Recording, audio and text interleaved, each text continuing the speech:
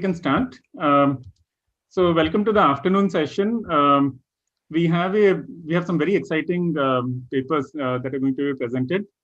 So first we have Sumita Mokil, who will be talking about the growth of the gold loan market in specifically in Kerala. The second presentation is about using gold to cope up with the effects of the COVID crisis by Ms. Nitya Joseph. She will be joining soon. And then we have a third paper on gold, on whether it's just another commodity or a unique asset class by Ms. Sujata Kundu and Ms. Archana Dilip of the Reserve Bank of India. So I think Ms. Nitya has joined. So I would request Ms. Sumita to share her screen and start the presentation on the growth of the gold loan market in Kerala. Over to you, Ms. Sumita. And please stick to the time, all of you. Yeah, please do stick to the time. We have roughly about 25 minutes, including Q&A.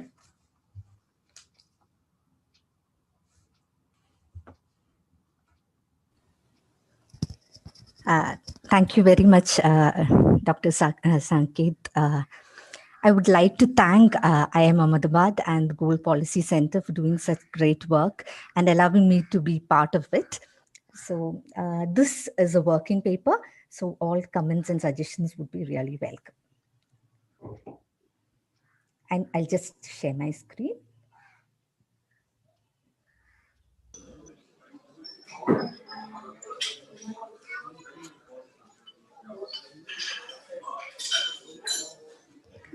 Okay, so this is about the growth of the gold loan market in India, a case study of Kerala. Now gold has occupied a very special place in the socio-economic milieu of our country, and we know that it is considered to be a very important asset, a hedge against inflation, as also an immediate source of cash, especially for the rural households in India. In 2019, India accounted for 16% of the global gold demand. It is also one of the largest importers of gold, which macroeconomically has resulted in a higher trade deficit. So as an economist, we have been often taught about the implications of gold on the economy with current account deficit running all the time. It is estimated that Indian households has about 25,000 tons of gold possession with them. Now, generally, we see whenever we observe literature, or we see that in rural areas, due to the lack of access to banks, the poor continue to invest their savings mainly in the form of gold. Also, because there are strong cultural factors or cultural affinity that work in India, which makes gold not only a desirable but also a necessary asset to hold. Now, what is the significance of this study? Now, when we look at the RBI report on Indian household debt in 2017, we see that about 18% of the debt in Kerala is in the form of gold loans, which is highest for any Indian state. Now, again, when you look into the gold craze in Kerala or the sale of gold in Kerala, we see that it has only about 3% of the country's population, but has about 20% of the gold sales. Now, historically, because I've done a lot of work on the labor process in the industry, historically, we see that gold was only worn by the upper caste in the state. And once gold was allowed to be used, then it became actually a symbol of upward mobility. And that is how it actually evolved as an important asset in the economy. Now, also from the retailing point of view, when we say that the state has seen a large number of retailers growing. Like, say, 15 years ago, we had around 10 to 12 retailers. We have more than 5,000 retailers. More than that, the NSSO recent study on per capita consumption on gold indicates that Kerala has the highest per capita consumption of gold. So the figures say around 208 rupees in the rural areas and around rupees 189 in urban areas. So this, again, I relate to the higher per capita consumption of gold. What I've tried to do is that I'm trying to relate it to the inflow of remittances. So Kerala also has the highest inflow of remittances among Indian states. Now, the consumption expenditure in the state has witnessed a rapid growth. So till 1980s, we were below national average consumption. But after that, consumption expenditure has risen. So if we look at the NSSO subsequent rounds on consumption expenditure, we have one expenditure element which is called consumer durables, and in that, possession of gold and jewelry items is added. So looking into that, we find that there has been a steady growth of gold consumption, let's say from 2004 to 2012 period. That is where the data ends. So two of the largest NBFCs, the Muthoot Finance and the Manappuram Group, both has its origins in Kerala, and it actually controls about 90% of the gold loan market among gold loan market in India. Now, if you see the existence and growth of these companies, they were around in 19. One started off in 1939, the other in 1949. But post 1998, after which the RBI license was given to them, they started to grow in the Indian gold loan market. Now, these are some of the questions that I had in mind. So, because some macro data I've been working with, what are the macroeconomic implications of a growing gold loan market in India? Or is there any correlation that we find with the flow of remittances and the gold loan market growth in Kerala? On what is the growth pattern post-pandemic? Do NBFCs have a greater potential for growth and share in the gold loan market compared to banks operating in the same segment? Or what are the innovations and strategies they've adopted for pursuing growth in the recent years? Now, my initial plan was to go for a survey, which was like toppled down by the pandemic. So I have restricted myself to secondary data. Now, I have some old field data with me. So because I know the industry, for my PhD, I've worked on it. So even that I've put to use. But some of the data has restrictions because I didn't get it. So I'm planning to work on it. So let's see. Now, what I've done is that I've analyzed some of the company reports of NBFCs, organized sector data also, so that banking data, and RBI reports, World Gold Council reports. Now, another data set which gave me a little bit of insight was the Kerala Migration Survey, which was conducted from 1998 onwards by the Center for Development Studies in association with the Overseas Institute of Indian Institute of Overseas. So we have data on remittances. Now, initially, when we look at remittances, how investment portfolio is managed by households, it had data on investments being redirected to shares or bank deposits and other forms of investment like construction and buying consumer durables. So after 2013 and 2018 rounds of data also asks the question, how much jewelry do you possess as investment? Now, macroeconomically, this poses an important problem for us because whatever macroeconomic logic tells us, whether it's permanent income hypothesis or life cycle hypothesis or the Keynesian consumption hypothesis, we have been taught that consumption is directly related to income. So the moment your income increases, your consumption increases, but not in proportion to the increase in income. The second two theories, that is the permanent income and the life cycle theory, also takes into account your income and wealth. So throughout your life cycle, you just smoothen your consumption process. The basic problems with all these theories is that you cannot consider, there you cannot add up gold as a productive investment option.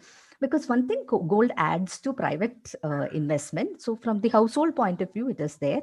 But national income accounts, it doesn't get added. So that is where I try to tell that gold can also be a productive asset if you try to redirect it through gold collateral loans. So that is what I'm trying to do.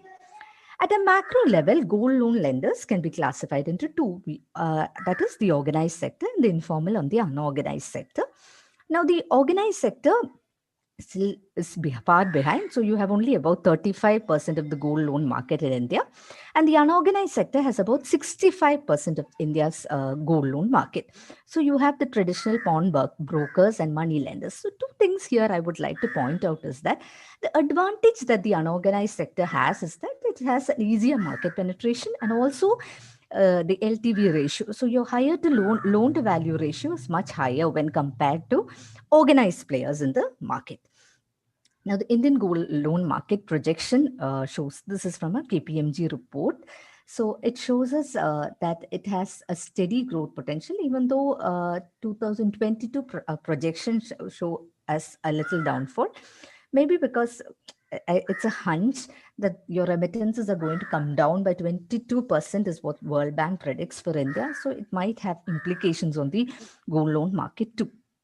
Now, where I depart from the literature is that in the introduction part, I already mentioned that for rural, yeah, even in the morning, I listened to a very interesting presentation that for rural areas, gold becomes a very important collateral. Yes, for India, mostly it holds true, but in Kerala's case, it's unique. Why? Because generally, when we talk about financial inclusion, or we say that financial institutions play a very important part in ensuring growth with equity. And financial institutions becomes very crucial when you have a recessionary situation, when you need credit to sustain viability of agents and facilitate economic recovery. Now, if you look on our data on RBI's index of financial inclusion, we find that states like Kerala, Maharashtra, and Karnataka have achieved high financial inclusion. But and all these three critical variables we satisfy. So this number of penetration of bank accounts, number of adults having bank accounts, availability of banking services, and usage of financial services. Now the CD ratio, credit deposit ratio, is a little bit on the lower side, but bank penetration and availability of financial services is much high in Kerala. But still, there is a high reliance on this non-banking financial intermediaries for raising funds in the case of gold. Now, let us look at the finances in Kerala. This is from census data. So, domestic and NRI deposits in Kerala. The NRI deposits is a red graph, so which shows a steady increase, because we see that according to data, nearly 26% of NSDP in Kerala is made up of remittances. So naturally, there is a tendency for the deposits to increase. Now, let me just connect remittances and consumption. Now, migration basically has three corridors. One is the migration to the English-speaking industrial countries, mainly Australia, UK, US. And second one is semi-skilled, and I will not use the term unskilled because nobody is unskilled. Okay, semi-skilled migrants to Gulf countries like Bahrain or Kuwait, Oman, Saudi Arabia, and UAE. And the third one is the Southeast Asian countries. Now, for us, the second corridor is very, very important in the Indian context. So, Indian states with highest number of migrants is basically Kerala, Tamil Nadu, and UP, which is again from a World Bank paper in 2012, and accounts for about 53% of the overseas workers. Now, evidence from household surveys also shows us that remittances increase savings and asset accumulation and help to smoothen income and consumption. Now, also we observe, this is a very interesting paper by Pelletier in 2011, where he says that there is always a tendency for the semi-skilled laborers in the Gulf states to remit more back to their families because they are not permanent migrants. So that makes a very important point, because these are crucial resources for people here to survive. Now, again, in the Kerala context, immigrants from the Gulf are mostly those with lower socio-economic status, and therefore they bring in remittances. And late 1980s, if we observe the data for Kerala economy, we see that more than after a decade of economic stagnation, remittances actually revived the economy. Now, the major findings of a new paper by Sunny et al. In 2020 says that remittances have improved essentially a household's per capita income. And also it has increased consumption of non-durable goods, non-food durable goods, which means again consumption of, so your monthly income on durable goods like has increased. Also, there has been a buying of assets as well as investment in land and buildings, and also diverting investment to human capital, which is like known, the Kerala model case, where you divert your investment to education and healthcare. Now, let us look at two cases of non-banking financial intermediaries in Kerala. One is the Muthoot Finance Group and the Malappuram Finance. As I said, these have been existent in a long time. But if we look at the 2019-20 growth, they've registered a 21% increase over last year. So yeah, they are gold loan assets under management has registered a 21% increase, and Muthoot Finance is the largest India's gold loan financing company. The second largest gold loan financing company is Manappuram, which has a capitalization with market capitalization of over 50 billion. Again, these two basically these two NBFCs cater to unserved segments, is what they say, and caters to people having less access to formal credit. Now, whatever is there, the edge they have is through one is the use of technological strides. So they have started online loans, also technology providing a new space for business to grow, especially allowing expansion into the new markets. Also, gold acts, they have substantial collateral, higher interest rate, lower cost. All this helps us to helps help these two NBFCs to improve the market share. They've also used aggressive policies of like marketing their brand value and marketing strategies. So they have a wider consumer base than now. In the case of gold loan portfolios, this is interesting because shorter duration loans, that is loans that have bottom of the bar, 58.4% to 57, around 58 to 57% of gold loans are advanced for shorter duration, so 1 to 3 months, which means your risk it covers for your price volatility. So that is where they focus. And this I would like to mention because this is important. Now, what generally is thought is that organized sector, when we say the growth is always focused by NBFCs. Now, what I've observed is that government actually takes a very big initiative in promoting gold jewelry loans. Now, the first two schemes, that is the Kanakdara gold loan and Jeevanam package, both of them are government-sponsored things. The first is Kerala State Financial Enterprises Loan System, which actually gives loans to NRIs at lower rates. And Jeevanam package was announced during the times of the pandemic. We also have a bigger private player, the federal bank, coming with an NRI gold scheme. Now, when we look at the organized players, that is the banks which advance gold loans, we see that the interest rate they charge is much lower when compared to NBFC. So around 7 to 8% interest with processing charges of 0.5 to 1%, whereas the NBFCs charge as high as 11 to 13% interest rate with processing charge of 1%. But there is no maximum limit for their loaning this. And now, because of the pandemic, Reserve Bank have increased the LTV ratio, LTV to 90%. So that is another respite for the gold loan borrowers. And Akshaya Gold Credit Line is again another scheme by another policy to attract gold customers by the Muthoot Bank. There is also something called the 1 month gold loan, which was introduced by South Indian Bank. So basically, all these are packaged in such a way that they attract the consumers and also helps you to macroeconomically, when you see, it helps you to raise your resources. So unproductive resource which lies with the households, it can be raised. So you can immediately raise capital. So these are the now the way forward.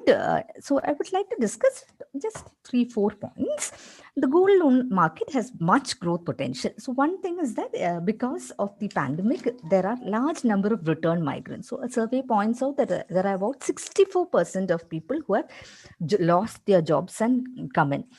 And the MSME sector is very strong in the state. So it needs capital. So capital can be immediately raised with gold loans as acting as an important collateral. There's also an emerging online market. So that is another thing that we can explore. Now, there is also a tendency of the consumption culture, which has resulted in excess purchase of gold consumer durables. Now, gold as a collateral is now being used also as a distress instrument by these migrants in India. So these are some of the things that I had to discuss, and I think that's it. Yeah. Thank you so much. Thank you very much, Ms. Sumita. Fascinating presentation, and Kerala is, I think, one of the states where you have a lot of activities in the gold loan market. So Muthoot, both the Muthoot and Manappuram are based out of Kerala, right? Both of them are based out of Kerala, and they are like phenomenally growing, whereas all other people are not. And they have their own constraints, but both are based in Kerala. Excellent. Any question from the audience? Yeah, please go ahead. So, if the concluding point is the fall in, there could be potential fall in remittances and a decline demand in gold, or initially there can be increased demand for collateralized gold loans, and then it will fall. Is that something possible because of the fall in remittances? Yeah, they can be, because that regular flow of income gets disrupted when you don't have remittances coming in. So it is actually useful for these households to use gold, because they already have gold with them, and use it as a collateral, and basically it will act as a more or less as a mechanism to pull them through. And also, I think one important thing, I mean, I have worked on remittances earlier, international remittances. The gold loans also help them to start new ventures. I mean, it's also used for entrepreneurship. Yeah. And often I've seen that during my fieldwork itself, a small gold processing factor, this gold jewelry making units rely on gold as collateral to raise funds. So that becomes very important. That is why we have this hub of gold loan chit financing in and around Thrissur. I'm attending it.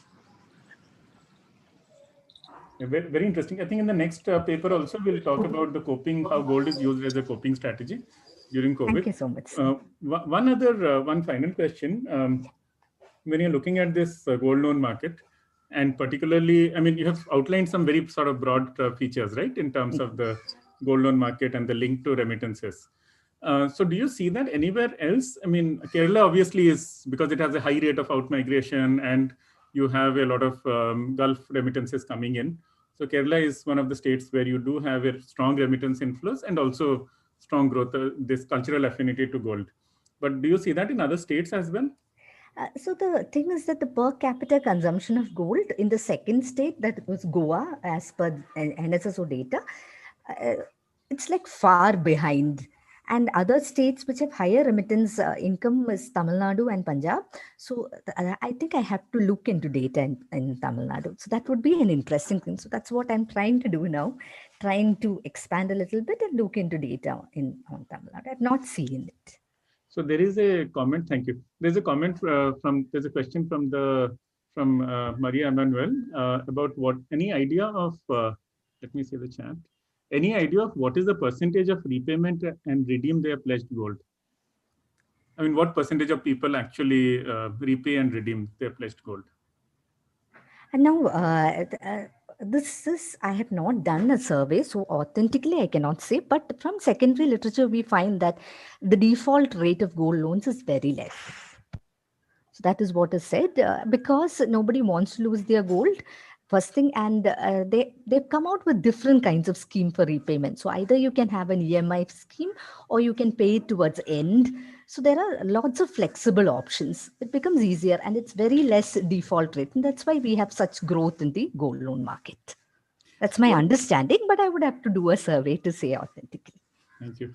And sir, I have a question. Collateralized loan. Yeah, please go ahead.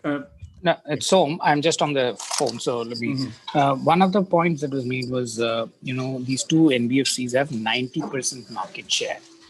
I think it must be 90% of not the entire gold loan market, because banks have 70% market share of gold loans. Actually, 30% only is the share of NBFCs. And of the NBFCs, maybe these two have very high that is share. what I meant, sir. Of the NBFCs, these people have. So because maybe I put that point across badly. Yeah, I'm so sorry. People do tend to see, banks are the biggest lenders against banks gold. Are obviously, and the unorganized market, and all that stuff. Absolutely. The second, I have just one question. Of course, you may not have it. Do you have the reasons? The percentage of gold loan as per reasons, for business purposes, for emergency, for schools, do we have that? That will be a very critical data for policy, actually. So I've not done a survey, so I'm planning to do that. But one one reason for why people prefer gold loan is that unlike MFI loans, microfinancing loans, you need not specify your reason for taking a gold loan, right?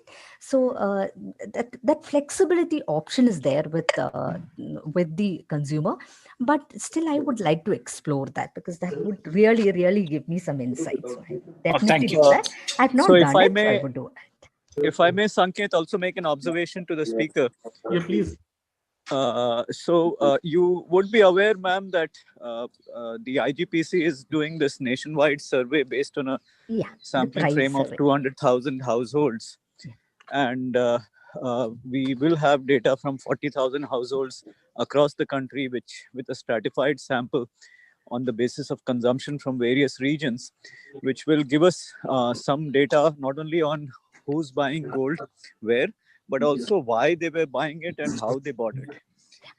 So I would invite you very much to take a look at that data, Yeah, and definitely. see perhaps that some of these questions that you're looking at, they might be addressable. Some of the questions that we are discussing just now, they might actually be answerable using that data set. Yeah, thank you so much. That's And very, also the variation across states. I mean, because this is a Yeah. study about Kerala, I think there might be substantial variation across the states. So definitely. I think So, that will be very helpful from the national survey. yeah, thank you so much. One other question, I think I had a similar kind of question from Anil Kansaria. So he's asked about how much of the gold held by them is liquidated because of defaults, and what is the given that it's a completely collateralized loan, what is the kind of interest rate that is charged based on the tenure? So I have different kinds. The first part, I actually don't know the answer for the first part, the auction part of it, but interest rate parts I can give you. So if it's the nationalized bank, SBI charges interest around 7.5 to 10.5%, and their loans even last up to 36 months. So that is where that advantage comes, and 0.5% processing charge. Again, you have for PNB and other nationalized bank around same rates, 8.75. But all other banks look at giving your tenure is like up to 12 months. Now let's take NBFCs. NBFCs have 12% to 39%, but you have a 1-day loan. So that is where, Manappuram has introduced a 1-day loan. So, and their loan amount starts from as less as 1,000 rupees to, they don't have that maximum limit is not mentioned. And then, so that is where the differences come. So you have a huge charge there. The interest rate actually goes up, but still it's substantially, people prefer it because again, 24/7 service, and it's easier to get into an NBFC and get a loan is what is generally said. Thank you very much. Any other questions from the audience? Question to make here. When you're doing your survey on finding the defaults, it will be interesting to know how many times the loans are also getting rolled over, because they are short-term loans and the rollovers are very common there. So that will also be an interesting thing. And also, if when you're looking at a default, like also like it will be difficult to get that data, but is it possible to find out like how many times a rollover loan gets into a default? That's very interesting. I have noted it down. Okay, thank you. Thank you, everyone. I think very interesting presentation and a lot of nice questions as well. So we'll go on to the next presentation on using gold to cope and coping with the obligation to gift gold in the time of COVID-19 by Ms. Nitya Joseph from the French Institute Pondicherry. So Ms. Nitya, I think you can start the presentation. You can share your screen.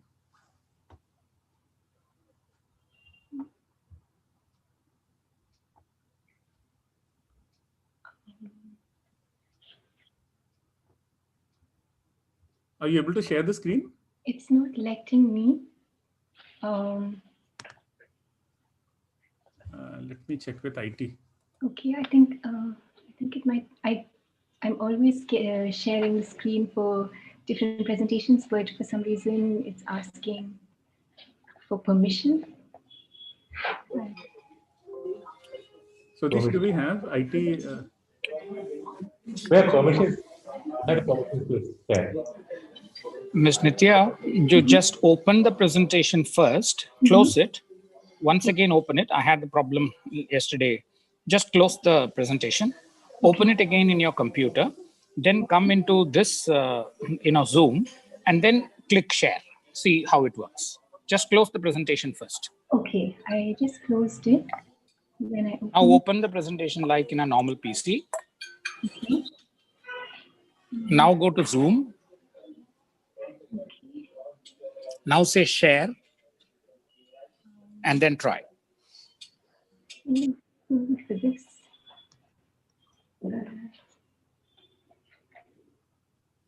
Some reason it won't.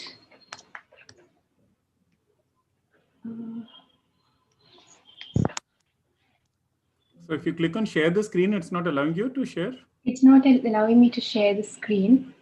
Right now? I'm not sure. Let me just check this way. Let's try it again.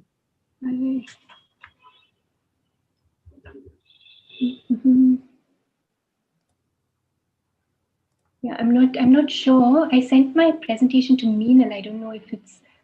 Yeah, I think. Maybe one of us can run the presentation for you. Try one more time. Sudesh or Minal, can you open the presentation? Minal? Oh, okay.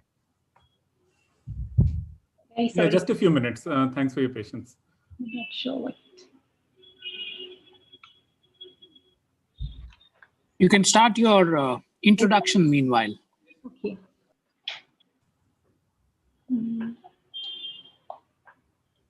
So my paper is titled Using Gold to Cope and Coping with Obligations to Gift Gold in the Time of COVID-19.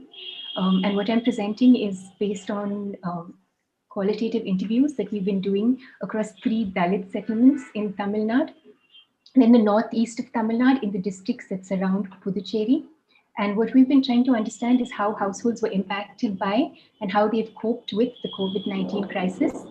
And we've been doing this by the phone, speaking to 60 households, starting in March, and we continue to follow up with them to the extent possible. And what we're looking at is how losses of income and access to other loans tell us about what's happened to how gold is being used now, and also how gold is being used in general. And what we find is that gold was pawned in the early days of the crisis to cope as expected, but still for us as researchers who are interested in political economy of different sectors, it's still interesting to know who pawned gold, how much, under what circumstances, for what reasons. And something that's been really striking is the obligation to gift gold despite the crisis. And as we'll see in the case that follow, people have borrowed to gift many times the value of their income at this time. And so, this is something we try to understand about, or to discuss here about what that means. And so you could just tell them next slide, please, and they'll turn the slide. Yeah. So this shows us the region circled is where the study is, and the next slide, please. Next slide. And so as I said, 60 households. We've called them 2 to 6 times, and the number of interviews we've done is 145, ranging from 20 minutes to 1 hour. And we're asking them about gold ownership during the pandemic and prior to this. And what we did is we made personalized interview guides. So from whatever we knew about the person before, we designed our first interview based on that. And then when we asked subsequent questions, we followed up. So if someone said they're planning a celebration the next month, we asked them, how do you plan to finance it? And then the next month, we asked them what actually happened. Or if they talk about a particular loan. So this is a way, just back to the previous slide, please, sorry. So this is a way to track debt dynamically. And I think this is something unique to the survey we've done. It was not just 10 questions that we called and asked every time. Next slide, please. And so some of the a little bit of thinking on the framework that we've been using. One is that to understand that, yes, this COVID crisis is something exceptional in its scale and in the scope in terms of who it impacts. But a lot of the households whom we are working with are often experiencing different types of crises that may be collective in terms of crop losses or drought. But then it can also be individual in terms of health shocks, other kinds of economic losses, particular to the household. And so we have in mind that what we understand is not is something that lies on a continuum of crises. And we're thinking about what does it mean to study asset holdings at a time of crisis, when everyone has been discussing through the past 2 days about how gold plays an important role. And so we're trying to understand how do you think about it in terms of when is gold used relative to other coping strategies?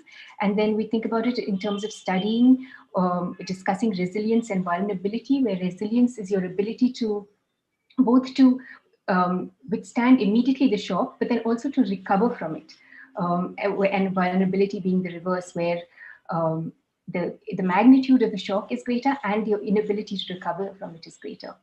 Then when we're thinking about this, also to use some of the literature looking at to really understand what's been happening with gold. What is the minutiae of these transactions around gold? We use the literature on the characteristics of a hoard, so this diversion of capital into the form of gold, and also a literature on objects of adornment as money, which is from anthropology. And so I discuss a little bit more about that next. But we also look at a body of literature on ceremonies and gifts as relational savings. And what this body of work talks about is the idea that gifts that are made are ways of making deposits with other people. So there are these social deposits that you can call upon at a time of need, and we see how this is particularly relevant to the case of Tamil Nadu, but I think also something in terms of reciprocity that can be extended to other contexts. And we also see that these kinds of systems of exchange are not something that are static, but something that is constantly negotiated and performed. And so when we're paying attention to the kinds of transactions that people describe around gold, we're looking at what is that performance, what is that negotiation in the context of the COVID-19 crisis. Next slide, please. So going back again to this idea of the hoard, Gustav Peebles, he presents the hoard, the idea of that a hoard is a strategic taking out of capital from circulation to enable the expansion and contraction of capital in circulation. And so it's something very deliberate. And it's something that we can understand in terms of in terms of saving, consuming, and investing according to him. But we also say that it's something that we can importantly understand in relationship to debt. And another a key argument about the value of hoarding is that it allows people a way to maintain control over one's resources during a crisis. Again, as we've heard many times, but using this lens, we look at why exactly specifically does gold allow this to happen. And so looking at gold ornaments in relation to the functions of a hoard, an effective hoard allows this expansion and contraction of capital. It allows a way to render capital invisible, so you can put it in your locker in different ways. And it allows you a way to consolidate capital. And this is something we hear a lot in Tamil Nadu, that money will never stay in your hand, but gold will stay, because if you have it, you'll spend it. It resists divestment because of the sentiment that becomes embedded in it and the relationships it represents. And then there are particular rules in which it circulates around particular pathways. So it allows certain ways of both earmarking resources for specific purposes and also maintaining intra-household division of who controls what assets. And then the other important aspect of ornaments as a hoard is that there are these norms for reciprocity and return. There are norms for exchanging it, which are these ways of keeping by giving. So you can you gift it and then you can be guaranteed to give it back. And then we'll discuss at length about what that means in this case. Next slide, please. So the context, the villages that we work, people have been engaged in local agriculture, but then they began in the last decades to migrate to brick kilns for sugarcane harvesting and to work in coconut plantations. The younger generation have now moved to the nearby towns, cities. They work as hotel servers in Adyar, Anandabhavan, Saravanabavan, Chennai. They're doing factory work, they're supermarket staff.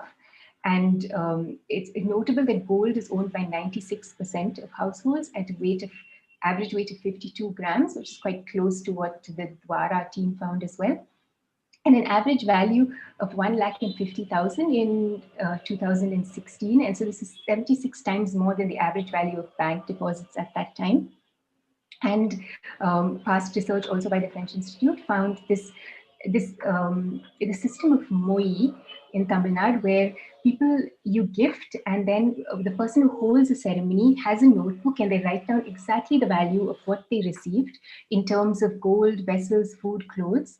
And then when the person who invites you, who gifted invites you next, then you check your notebook and see precisely how much did this person give you, and you have to give that much and something more to account for the difference in the time that has passed. So we see that this is the sort of the sowing these seeds of your investment in other people, rather than. Can you please explain that a bit again? I mean, it's maybe with an example.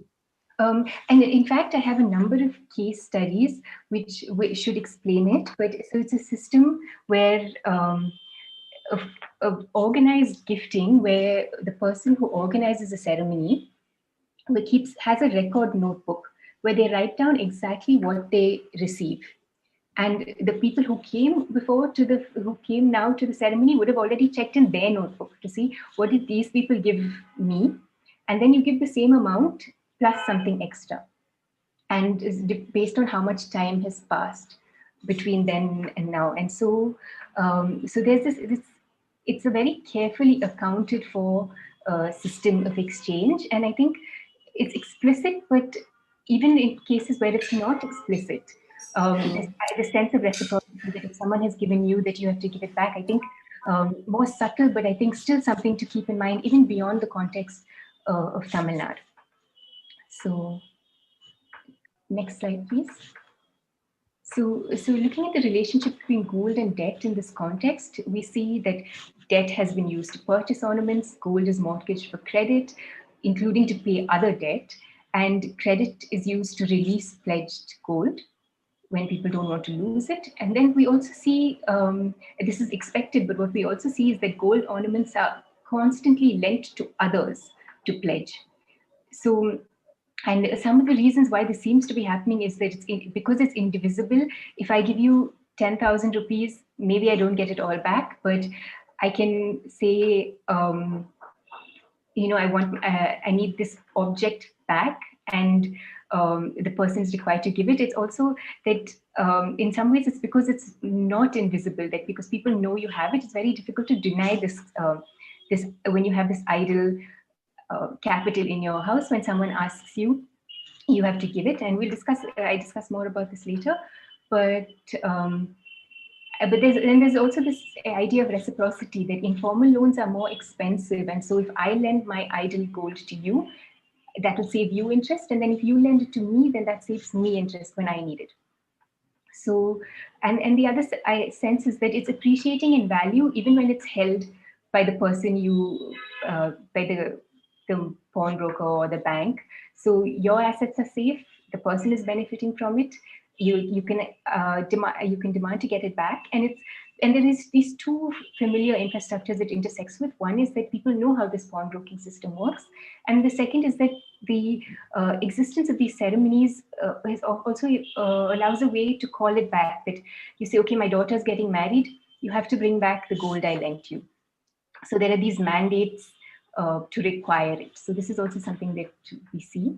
And then the other aspect of gold and debt is where gold is owed to others, either because it's been gifted in the past and it's written down in your notebook, in your accounting of MOI, but it can also be that your relatives have contributed it for the dowry of your daughter with the understanding that it will be returned at their own children's weddings. And so this, when Professor Errol D'Souza was talking yesterday about Florence and how the state used this, this is a way that households use this as well. That somebody, that the brother will give it to the sister, and then the sister is obliged to give that many sovereigns back at his daughter's wedding. If it's 10 years later, it allows for factoring the price. He can factor in that increase in price for that time that he has for sovereigns, as many of the financial instruments are trying to do. But this is how it's happening between households, and then there are also there's gold that's owed to others because of the obligation, because of the relationship to them. That older brothers are obliged to do something for sisters, and these kind of parents for children, these kinds of rules. Next slide, please. So I present here a number of cases. The first is that of Arun, who is a 28-year-old Dalit Brickkiln migrant, and he had taken in November, as usual every year, an advance of 1 lakh and gone with his parents to the brick kiln.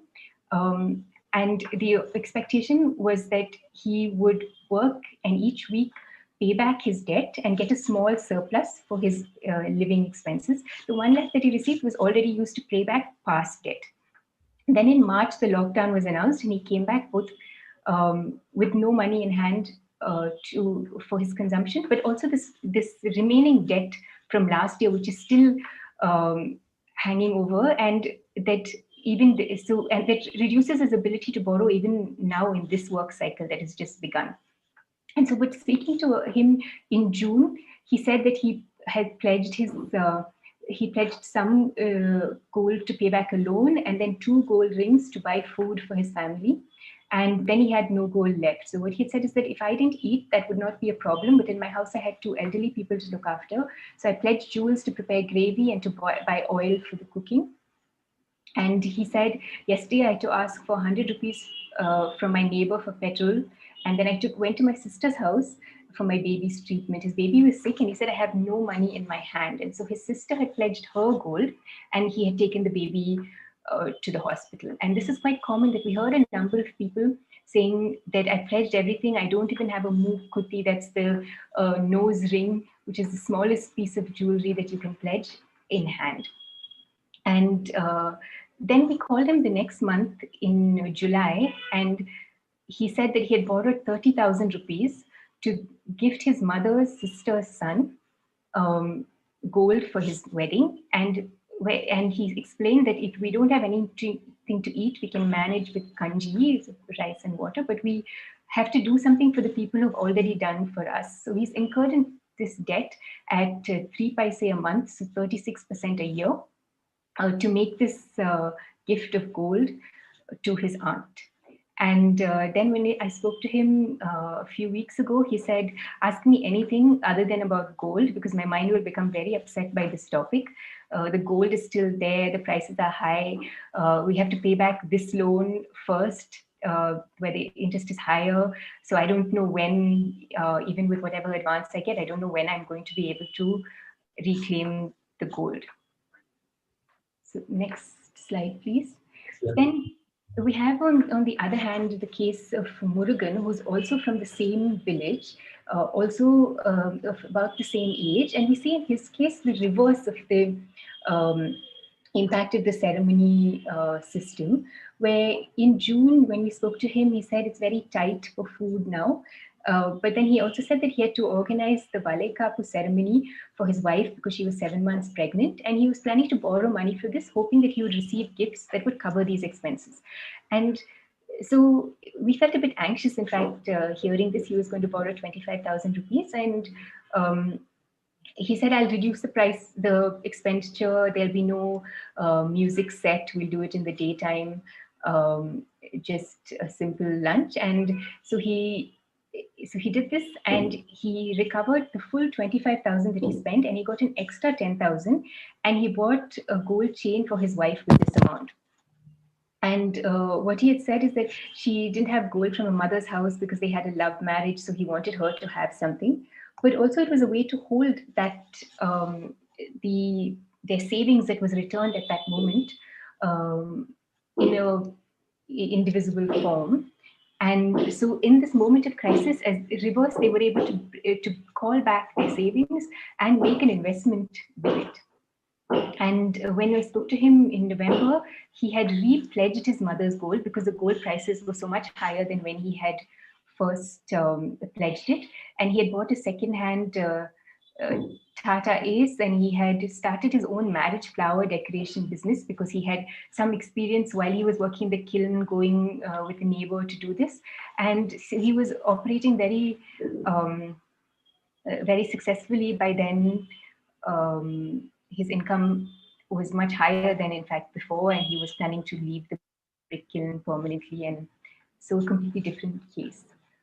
The next slide, please. Then to another one of the settlements where people migrate commonly for sugarcane cutting, we have the case of Kanyamal and a husband who owned no gold. They had married quite late, and they had got a small amount of gold, and they had sold what they had for the construction of their house. And they had no children, so they hadn't held any ceremonies. And in addition to selling their own gold, they had borrowed 1 sovereign from his sister's village and half a sovereign from a neighbor. And just the last year, and they had promised they would release both during the work season. But then the COVID crisis hit, and then they came back to the village with no income and no way to release this. And there was one day when I was speaking to them, the neighbor who had borrowed the gold was outside their door, sitting there saying, "I will not go until you release this gold and give it to me, because my daughter's marriage is coming up." And so the couple said that he understood that they had worked somewhere recently and come back with some money, so he was there to collect it from them. So we see this situation that on the other hand, for the man who lent gold, it is risky to have lent it in this time of crisis when people are suddenly without incomes and unable to reclaim what you lent them. Also in his case, one of his nephews was getting married, and he had the obligation to gift gold and to bear some of the expenses, but they had no source of income and no source of credit. And finally, their relatives, they said they shouted at us a little bit, saying, "You're like childless. Why did you try to build a house?" and this kind of thing. But finally, in all this negotiation, they didn't insist that they give them the jewelry. And part of the reason of this is because that they, having no children themselves, there are no occasions for relatives to give back to them. And so this gives them some negotiating power that neither does upsetting their relatives too much prevent them from calling back in future, and also they're not requiring they don't need to save in this form to get it back through these ceremonies.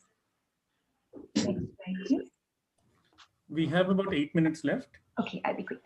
The next case is Parvati. She's a sugarcane labor contractor's wife, and they had already borrowed 3 lakhs from the bank, pledging everyone else's gold. And when asking her, why did you all, how does the system work? Why do people give their gold? Because nobody's charging anyone for giving their gold. And she said it's trust, nambike. And at this time, through the crisis, to support the expense of the workers who go with them, she was spawning everyday ornaments. So we know that she has kept some ornaments with her, even though she spawned other people's ornaments. So there's this kind of earmarking of her everyday ornaments remained and they were used. And then we see that she got a self-help group loan, one of the rare ones in the Dalit settlement, to release ornaments, and then she gave it back to the relative and repledged others for a higher price. Again, this relating to the fact that the gold prices don't diverge from other asset values in a time of crisis. And but she could replace her relative's gold, but she couldn't release her friend's gold. And she said that her friend just stopped talking to her at that point. And she said, "We had been so close. When my father-in-law died, she gave us a gift of 1/4 sovereign of gold, even though she didn't owe us gold. And she was one of the few people to give us gold. And now, because of this situation, she won't even talk to me." Next slide, please. Then we have the case of Veena Mary. This Dalit settlement is SC Christian. And when we asked her how much debt do you have in the first interview, she said, first she listed the gold sovereigns that she had to give back to her brothers. who helped her for her daughter's marriage.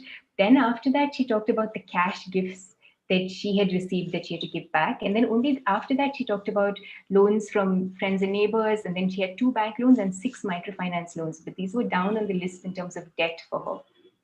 And for her, she was each time dreading the number of invitations that would come in the weeks that followed. And she had people who were coming to her house. If she didn't go to the celebration, they would come to the door and say, what is it to me if Corona came?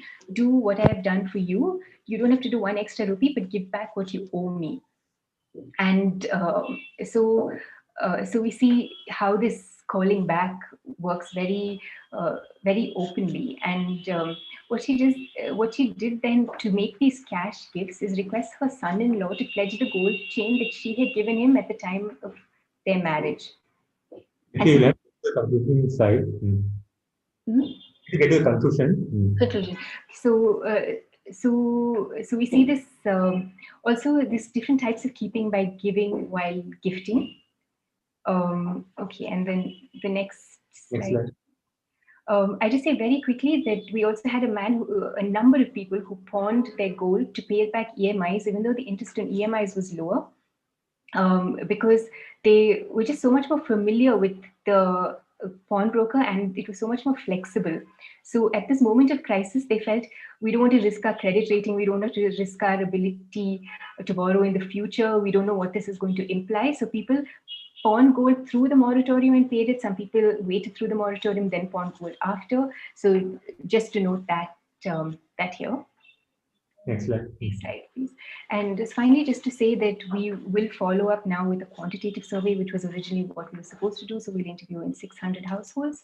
And then we'll have some data about exactly what is gold holdings, how much was pawned by all these households. And then the other thing is we also plan to do qualitative interviews where we will build on these, but to ask more reflective questions, to ask, what is it meant in terms of caste? Because as Sumita was saying, Dalit caste gold ownership is something relatively new. And so losing gold at this time is something symbolic in terms of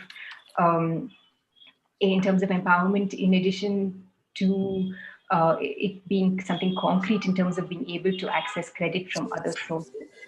And we also plan to do surveys and interviews with pawnbrokers, bank officials, and gold NBFC branch staff in the region to get a sense for in what ways is this crisis exceptional, because I think they will have a sense for what was the scope of this relative to other crises like drought or flood. What did they see? Many more people coming for loans. How did they manage? And so this is also something that we're very much looking forward in the next few weeks. We hope to start. Yes. So thank you very much. So we'll take questions from the audience now. I just have one question. So at the behavioral level, is the obligation? Sorry, at the behavioral level, if you look at, is it so that the obligation to return in the form of gold is much higher than the obligation to return the cash that's been taken some time? I think I wouldn't say that. I think there was some negotiation in this. In terms of this, then a number of people, because the price was so high, in fact, were able to negotiate to give cash instead of gold, because they said they just can't afford to give the same amount of gold, and people were understanding to some extent. But I think it's also it also depends on who the relationship is between what it meant to give that gold. So yes, I think that also that maybe we'll have more of a sense after doing the household survey what this is. Thank you. Any other questions? We're running a little tight in terms of time. So thank you, Ms. Nitya. Very, very nice presentation. And particularly in the context of the crisis, I think this is, so we're really looking forward to your quantitative survey. Thank you. Any other questions before we go on to the next presentation? Okay, so next we have Sujata Kundu and Archana Dilip. on whether gold is just another commodity or a unique asset class. I'll request um, Sujata and Archana to start the presentation. Good afternoon.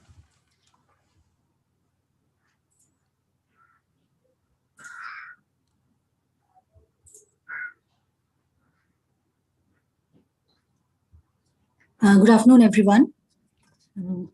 So can you see our slide? Yeah, the slide is visible. You can make it full screen if you'd like to. Okay.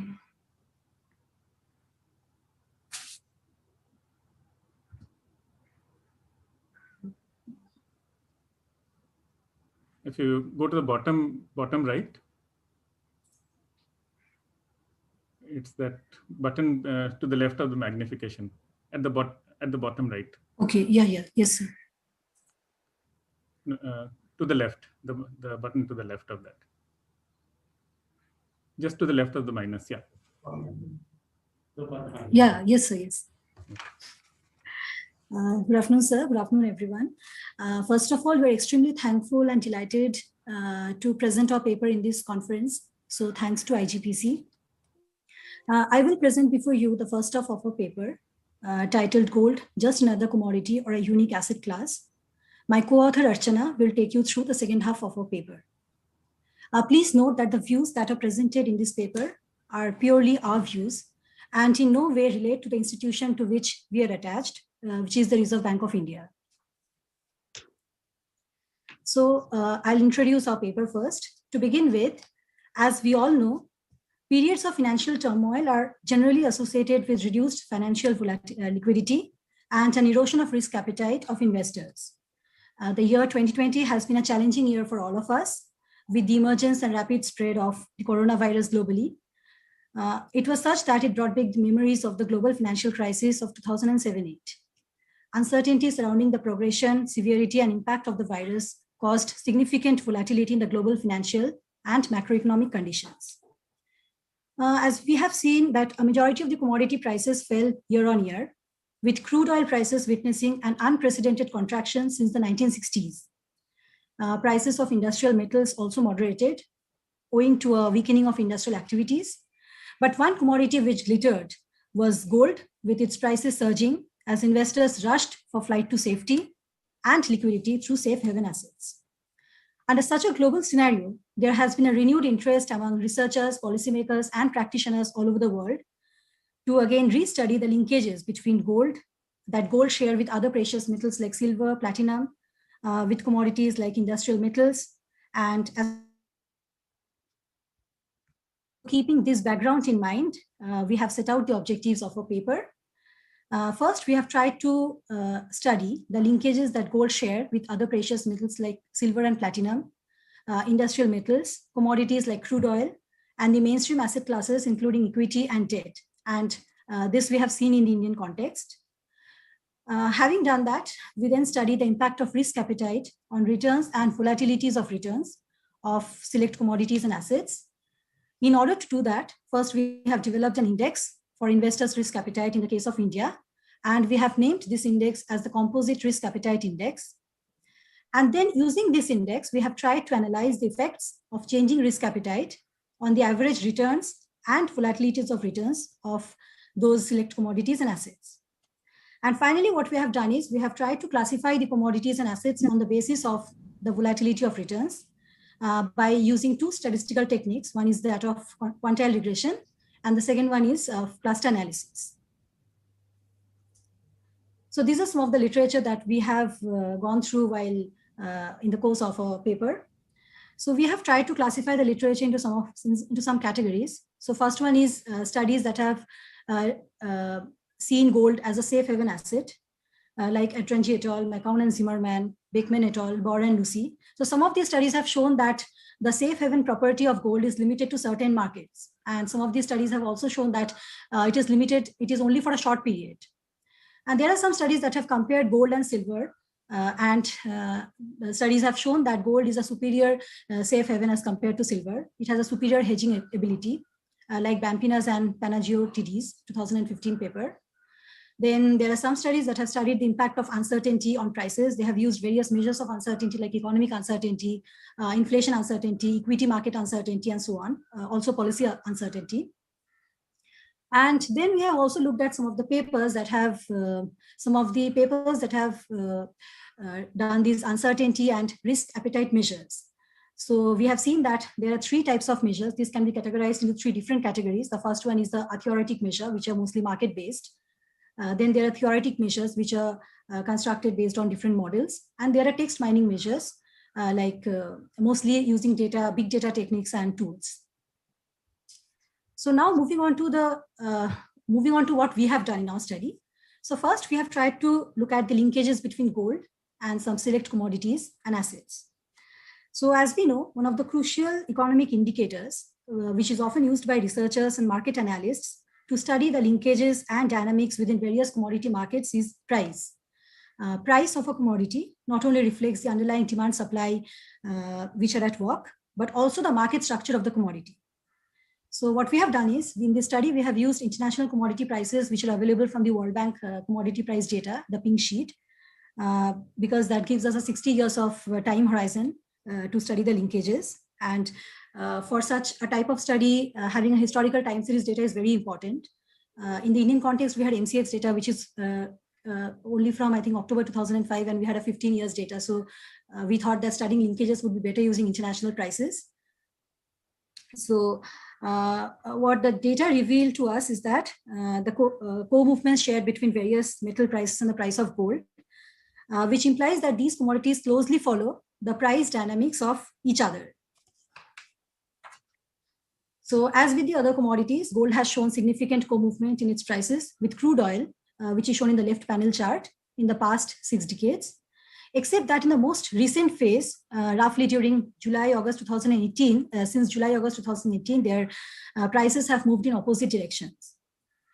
During some of the major geopolitical and macroeconomic events, like we have indicated them in some shades, inflation in both gold and oil have moved in the same direction.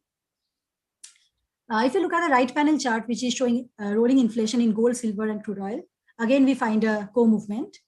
However, if you look at the inflation in crude oil, it was much higher than in average. In terms of average, it was much higher than that in gold and silver. The table in the left panel shows inflation volatility and real returns. So real returns are returns adjusted for inflation.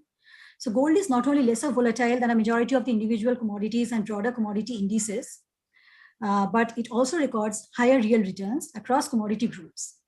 Barring gold, the other commodities which record high real returns are silver and crude oil. So silver is a part of the precious metals index and crude oil is part of energy. Interestingly, if you look at mid-2008-9, when commodity prices across the board were crashing in the middle of the global financial crisis, during August to December 2008, commodity prices usually recorded 4 to 5 consecutive month-on-month contractions. Price of crude oil witnessed the largest drop, around minus 20.6%, while gold prices contracted the least. So having looked at the historical price trends, we then look at the subtleties and changing aspects of gold price vis-a-vis prices of these select commodities and assets. So we try to examine them in some detail. So we find that while gold price co-moves with the price of other metals and crude oil, it is largely a commodity market follower. Like for the short run, usually we use the cross correlations to see the lead-lag relationship. So here we have presented 3 of them, but in the paper we have for all the commodities and for all the select commodities. So we have not seen that gold prices are mostly lagging behind the other commodity prices. And in order to see whether the short-run relations are valid in the longer term, we have used commodity price super cycles. So these are, I think, super cycles. It is one of the possible ways of looking at the long-run behavior in commodity prices.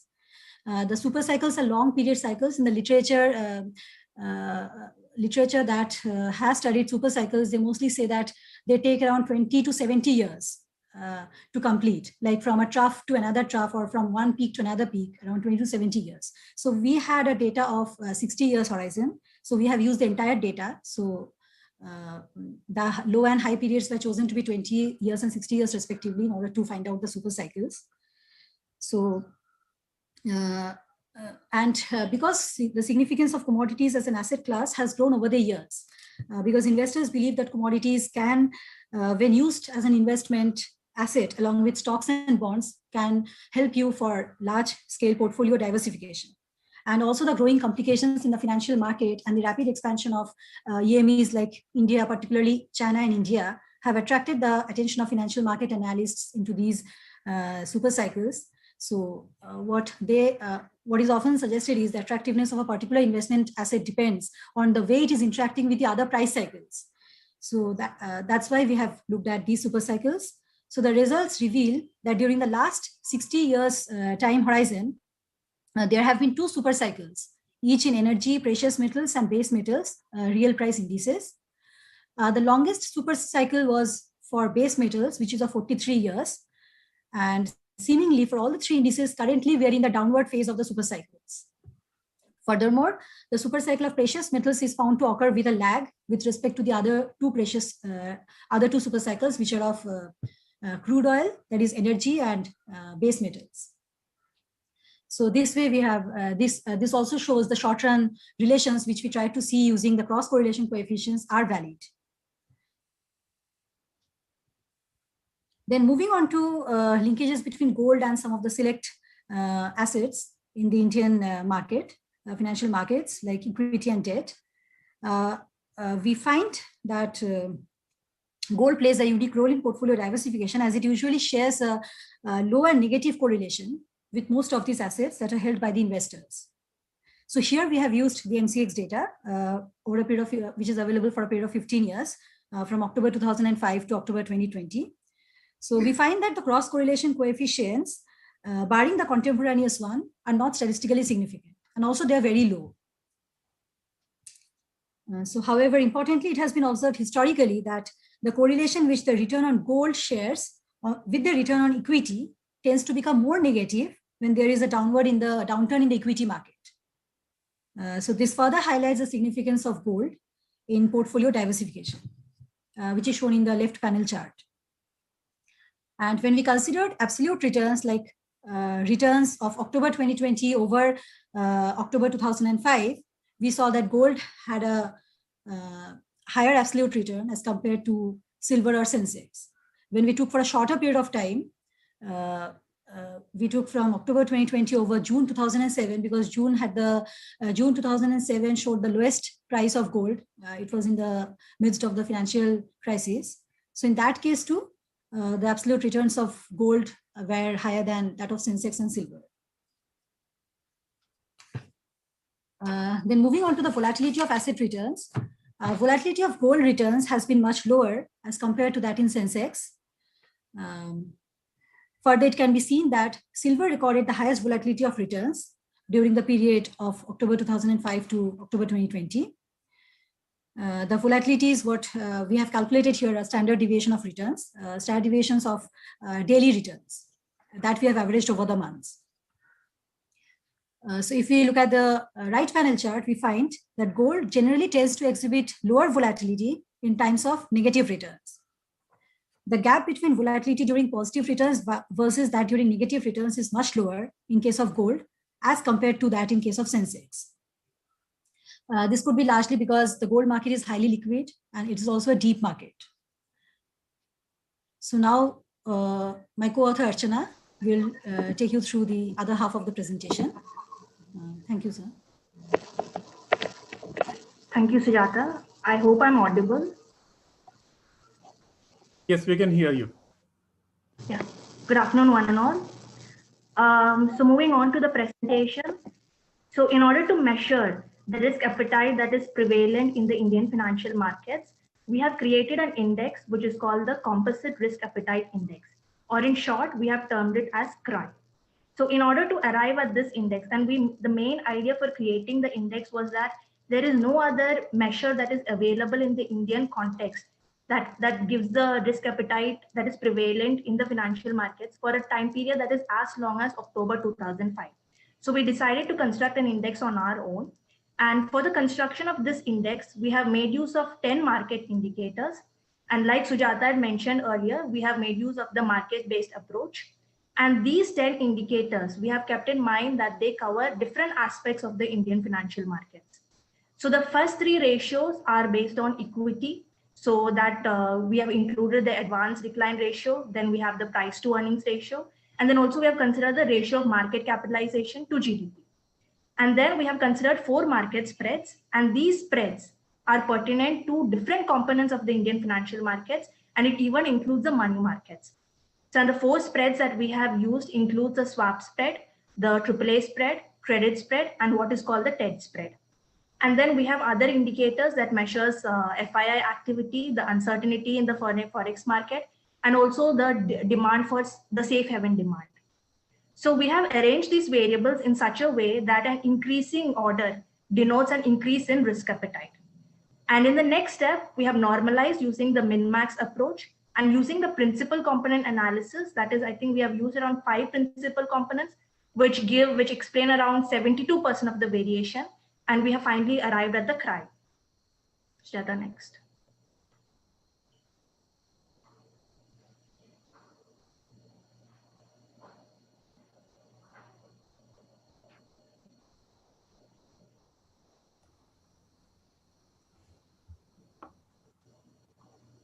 Yeah, next slide, please.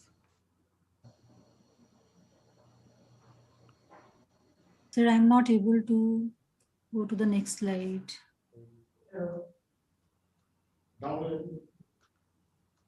Hit escape and come back.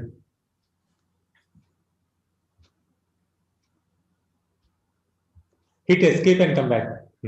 Here I'm trying, but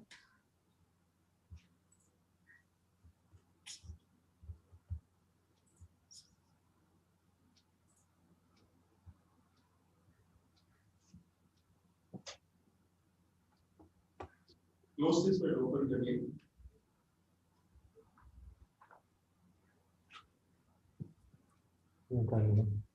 I think if you close it and open it again, that might work. yes, sir. Okay.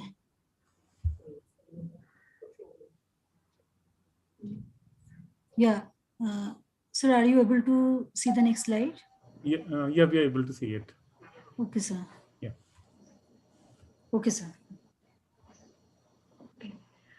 So what we have constructed is a monthly index, and the first chart gives the pattern of the movement of the CRI. So in order to check about the efficiency of our index, we have compared the pattern of CRI against some real life events that happened. So we can see low risk appetite during events of global financial crisis and the beginning of the pandemic, especially when the lockdown was declared in India. And also high risk appetite can be seen in the beginning of 2017. And this is mainly due to the positive sentiment surrounding the introduction of GST and also the sustained capital flows. And also one interesting thing here is that we can see that low and high risk appetites are not persistent, which denotes the dynamic feedback mechanism of the markets. So in the next step, what we have done is we have tried to compare the behavior of the average returns of select commodities and the annualized volatility of select commodities and assets, how they behave in periods of high and low CRI. So in order to arrive at the high and low CRI, we have used the median of CRI, and based on that, we have differentiated the periods of high risk appetite and low risk appetite. So we can see in the first chart that gold, which is featured in the extreme right, it provides the highest returns and the very high returns during periods of low risk appetite. And in the case of Sensex and silver, the returns are high during high CRI periods. So I think from the first chart, it is quite evident that gold in terms of average returns is quite a unique commodity. And in the case of other commodities, it is seen that it provides higher returns during periods of higher CRI. But it is not this straightforward when we consider the annualized volatility. When we consider the volatility, we are not able to tell if gold is a unique commodity or gold belongs to a particular class of commodities or assets or not. So in order to arrive at some conclusion, we did some further analysis. Next slide.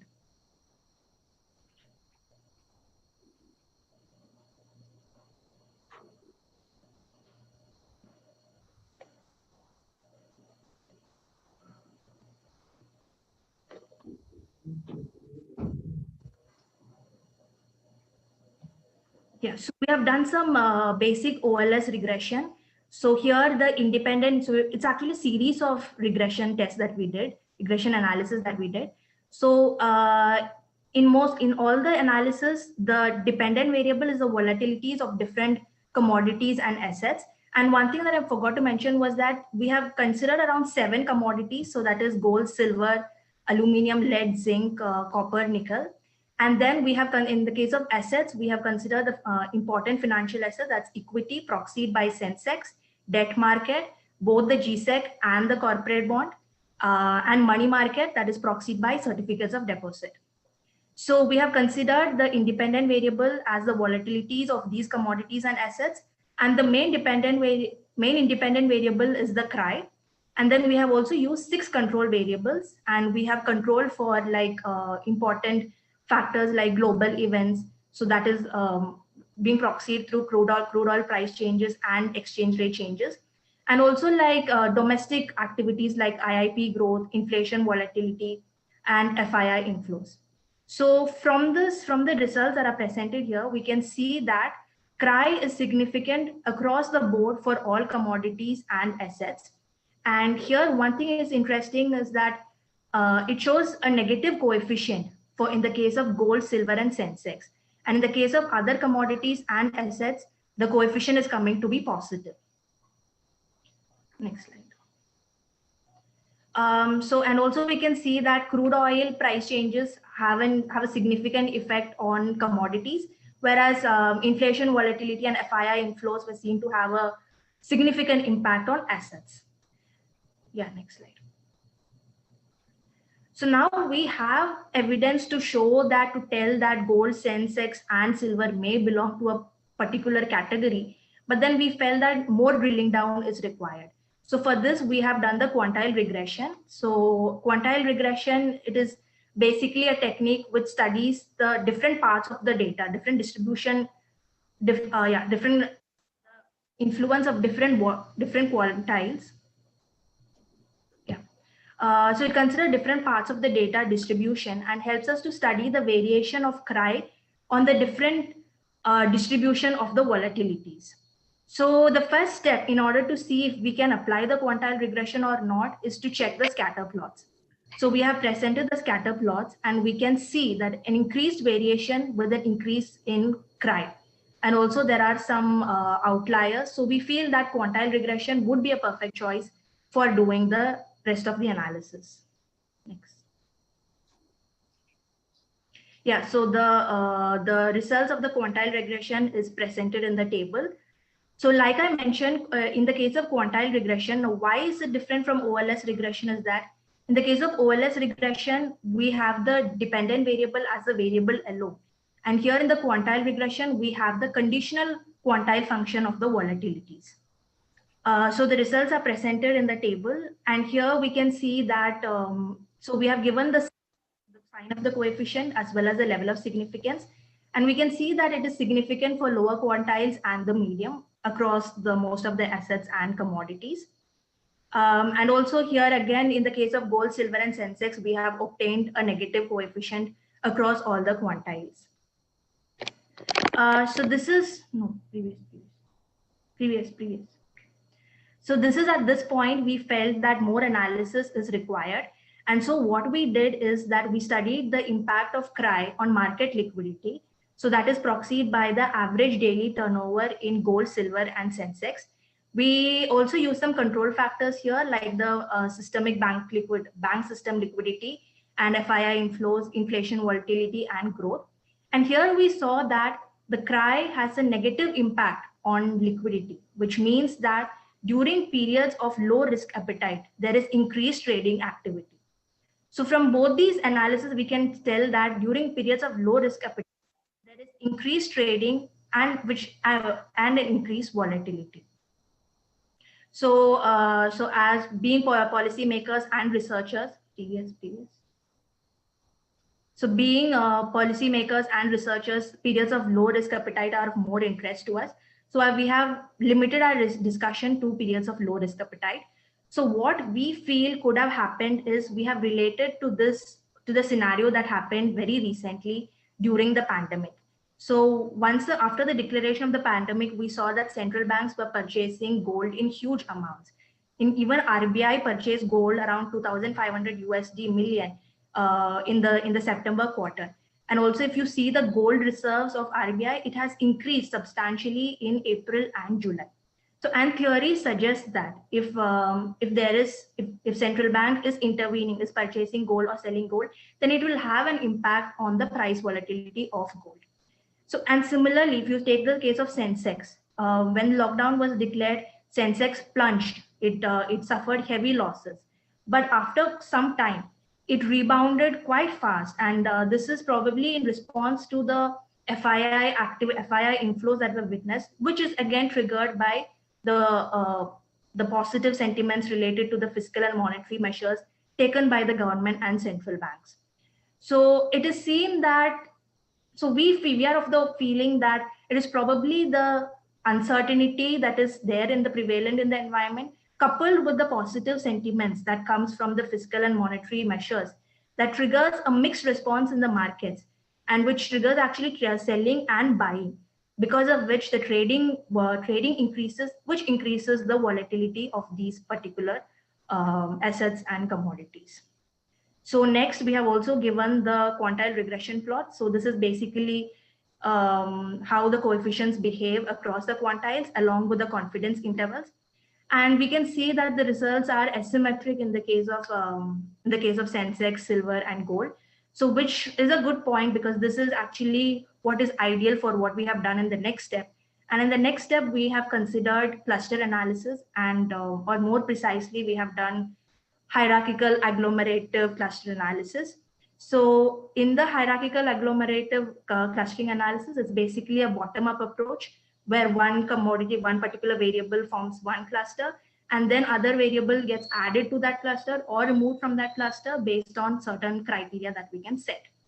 So based on the similarity measure of Euclidean distance and the linkage of complete linkage, we have arrived at this dendrogram. So here we can see that Sensex and gold are together.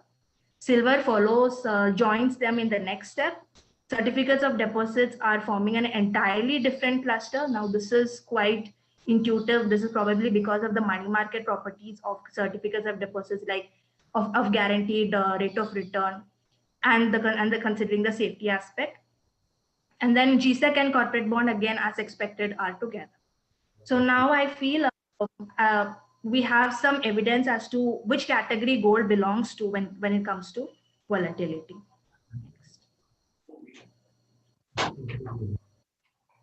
So I conclude here with this important summary of findings.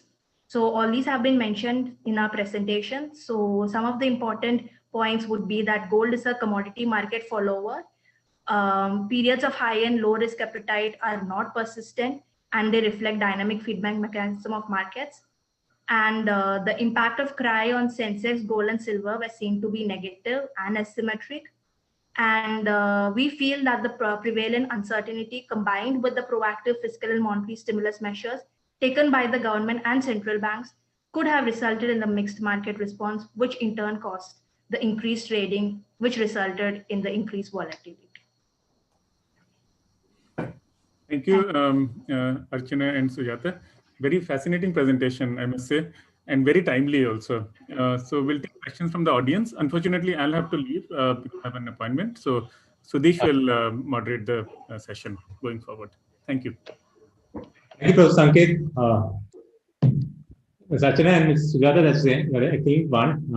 Any questions from the audience? So I just had one question. Given the breaking correlation between crude oil and gold going forward, at least over the last 1 year, that's been the case. So how do you think it's going to work? You'll have to reconsider the index.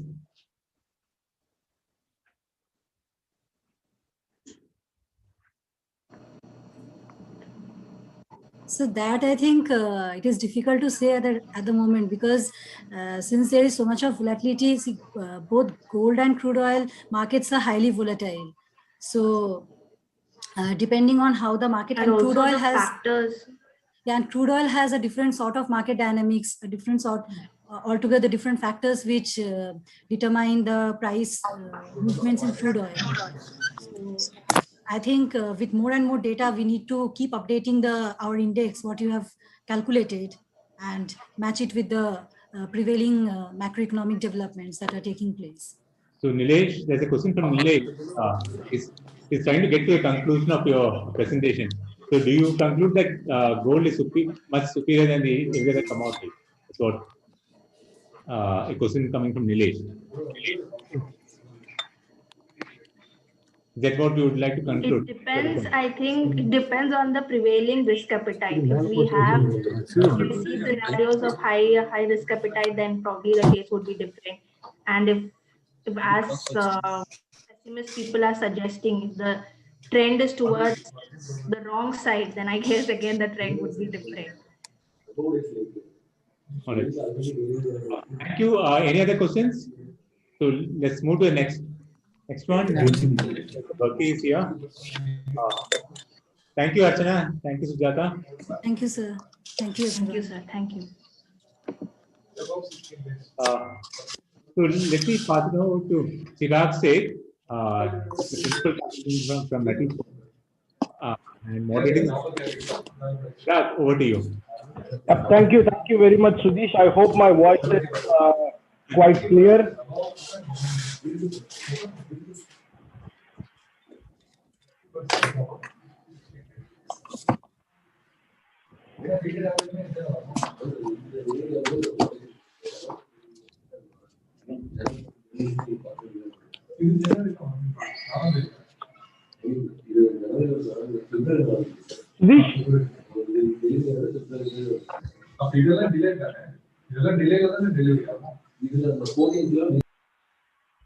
Right.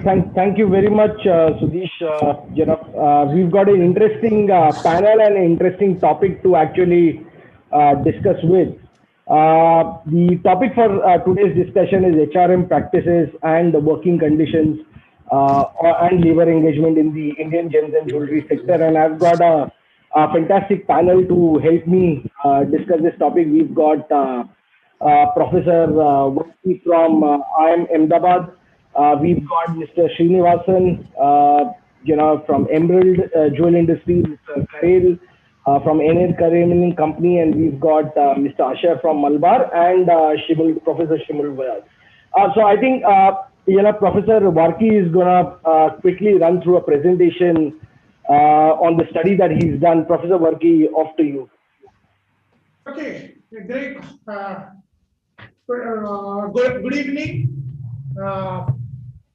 It's great to have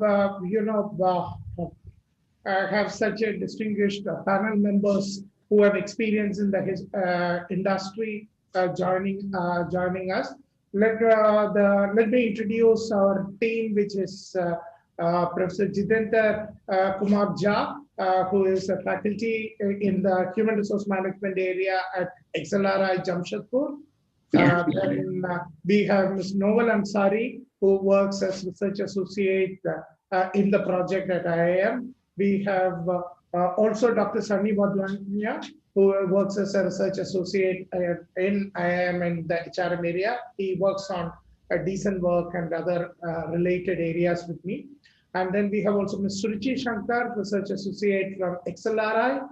I don't see her currently on the stage. So this project has been sponsored by the IGPC, and the title of the project is HRM Practices, Working Condition and Labor Engagement in the Indian gold jewelry manufacturing sector. So we had adopted a mixed methodology pre-COVID, but as we move along, there were certain things which happened, so we had to redefine the focus of our study. And still, okay, we are in the process of the study. We hope to conclude, though it has to be concluded in February, March this year, but we had to extend it, and we will be concluding the study only by March, December 2021. But the preliminary findings we would like to share. And the presentation would be shared between me and Professor Jitendra Jha. I will give the initial background of the study and how we proceeded to it. More details, okay, our analysis would be shared by Jitendra. And of course, Novel would chip in as and when required, because she is the person who is, she and the other members of the team are the people who are really deep into the analysis and the interactive part. The objectives of the study is, general, because we found that very few structured systematic studies have been found in this sector, which is pan-India. Though there are, small studies which have been reported in journals, project reports, a lot of anecdotal reports, writings which we could collect. So the first objective is explore HRM practices, employment relations, and work conditions for the labor employed in gold jewelry manufacturing units across different segments. Then the second is that our findings, we expected that it will end up developing a framework to increase HRM effectiveness and labor engagement in the gold jewelry manufacturing industry.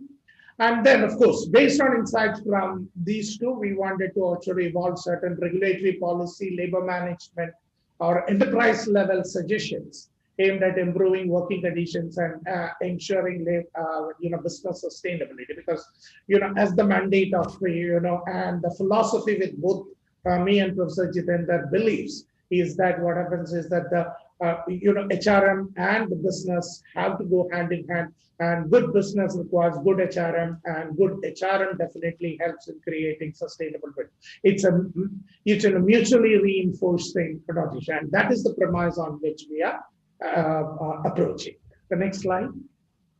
Yeah, the methodology was, we would look at three sectors of the industry. One is the formal registered units paying taxes, formal contract with workers. There are characteristics of the formally registered big ones.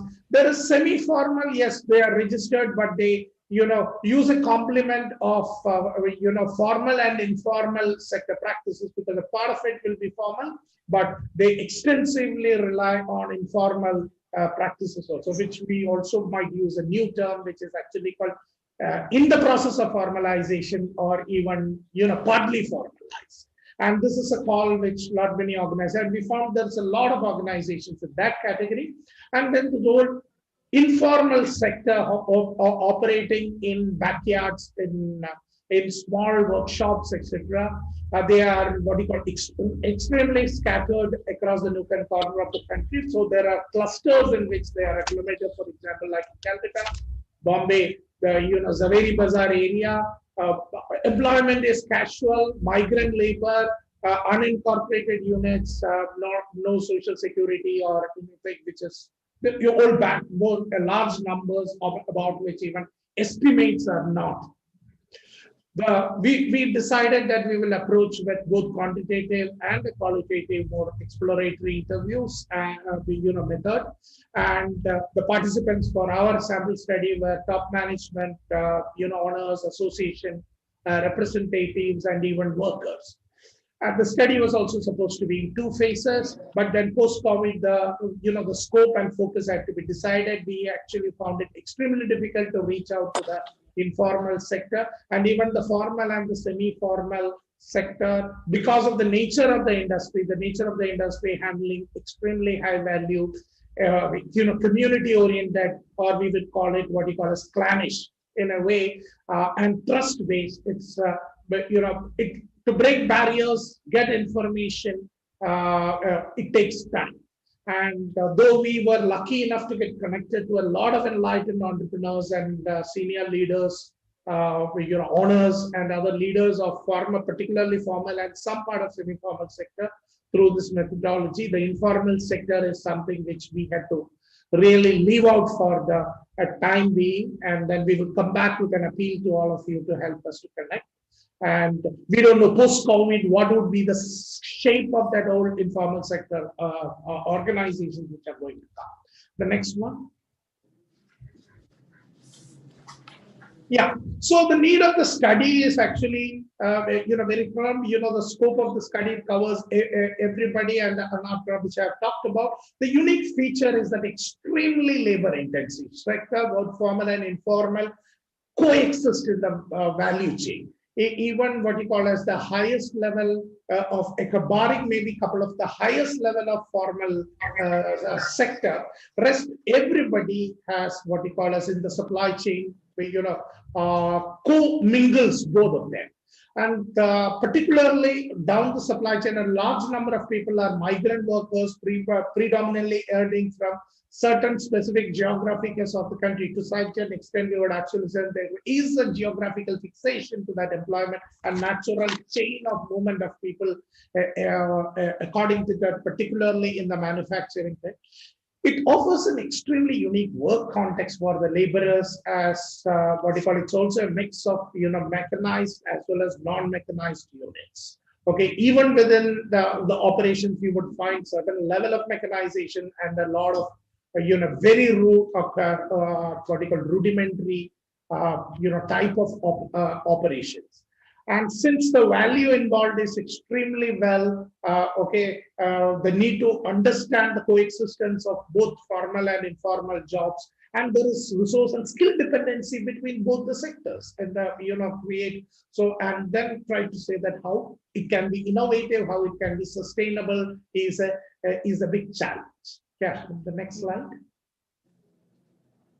Okay, and what we actually felt is that the first is certain policy implications in terms of this labor-intensive sector, and which is a futuristic sector, because the value of what you call as the craftsmanship and the value of what the Indian gold jewelry industry can derive, is multifold, and we believe that labor becoming an extremely important stakeholder in the organization because anecdotal evidences. Whenever we move around, one of the very, very critical areas is talking about the issues, challenges related to attracting talent into the organization, and then that becomes something like a, deciding factor for the future. In fact, all the industry needs. This is one what you call very focused area. We believe that certain policy level implementation could be this. And then the formal manufacturing regularly is actually more advanced and what you call as extremely good places to work. And some of them have actually been what you call known for very, very advanced and modern gold standard human resource practices, which have actually been quoted in even the textbooks which we have written and used. Even we found that an old section of studded jewelry manufacturers and semi-formal and others are also creating better work conditions. Okay, which actually means that the formalization and the value for better labor management practices is in a way seen across what we call percolating down in the value chain. But traditional informal conditions are extremely poor. That is based on our preliminary observations. What we can do, we have not gone much into it. So what you call as the responsible supply chain, what you call concept may not be efficient in the latter. Okay, well, like textiles, like this thing is that the responsibility being what you call also being viewed by the customer may be a far-fetched what you call aspect in the gold jewelry industry, but we believe that as consumers around the world becomes more aware about where they put their money and how you spend, maybe responsible manufacturing of gold jewelry becomes one of the deciding factors, which helps these companies to actually finally sell their wares in the market. In the market, textiles definitely are in that area. A lot of other sectors like food, etc., are all in terms of the responsibility supply chain are extremely advanced. Footwear, etc., are all extremely advanced in that area. And this, yes, there are certain movements. There are just responsibility statements which responsibility councils, etc., have come up with. But the percolation of it in our preliminary examination is very poor. Okay, the next slide. This is where we anchored it on the ILO concept of decent work. Let me quickly, what happens is that it's a sum of people's aspiration. People means the labor's aspiration for opportunity and income, rights, voice and recognition, family stability and personal development, and fairness and gender equality. It has 4 components: the employment conditions, workplace rights, social protection, and social dialogue. Okay, this is a globally acceptable way or a framework to look at the quality of employment in any sector, and as well as which is called the decent work conditions. And we have been working, both of us, me and Professor Jitendra, has been working in the area of decent work for a couple of years since now. We, at least I was part of this old paycheck.in initiative, which talks about decent work and particular focus on minimum wage and living wages as a right to the workers. So that's the theoretical anchor, an academic anchor on which we have been looking at it. Yeah. Then the next is whom we looked at it. We could look at around 12 meetings in the formal sector, smaller firms 10 meetings, semi-formal 7 meetings. Okay, but then informal, though we could talk to a few, but then these are not conducted, factored into the study. So we are not considering. We also talked about associations, leaders, and of course, we could also reach out to some of those very, very interesting startups which are working in the area of what you call, which we both would like to call, or all of us would like to call, called Uberized way of gold manufacturing and retailing. And that's a very interesting scheme of using the digital media, which we actually see. We could talk to us, at least one of them, and got extremely insights where they are looking at a mixed portfolio of gold imitation all put together. So, and it's an extremely new model, which I think would come. And they all operate from what you call dining tables of homes or shack workshops. Okay, so more, and that's what we looked at it. We had multiple times of interactions with multiple people, okay, that we are not counting in. And on an average, we spend 45 to 1.5 hours with some of these interviews. COVID helped us, and COVID also was a challenge to us. Okay, so let me stop here. To the next one, we are now, Professor Jitendra would take about, what are those very critical studies purely presented from an HRM framework. Okay, we use the classical HRM framework of how people move within an organization, sourcing, performance management, reward, social security, etc. That's the frame which we would use. Can you go to the next one slide? Okay, and this is a geographical thing. You could go into, yeah, next one. Yeah, the map of the context from which we could look into the formal have 2 methods of working: outright outwork. And I think this is audience which we should not be telling this, because that's something which we have gathered from you. And the semi-formal also have a mix, while the formal has really separated it. There are separations in formal, but semi-formal, it also gets mixed into it. Informal operates within this whole body called the term called the Babu system. Okay, that's a more common term which we found. There are other terms which are used, but it's almost like a Babu single own account entrepreneur who actually runs the show. That person might be fully independent or dependent on a major manufacturer. We haven't got it. The next one. Yeah, let's Professor Jitendra would start moving into it. The informal sector, what we have done is based on literature in evidences, what we call anecdotal evidences, which we would collect. We have added some points, but again, that we have not really worked on that. Yeah. Yeah. Professor Jitendra, please. Yeah. Thank you, sir. Am I audible to all of you, sir? Yes, loud and clear. Loud and clear. Okay, so as Professor Varki has mentioned, the decent work is something, that framework where we have anchored our finding, and I'll just quickly take you through the brief finding of the HRM practices, and one of them is the recruitment.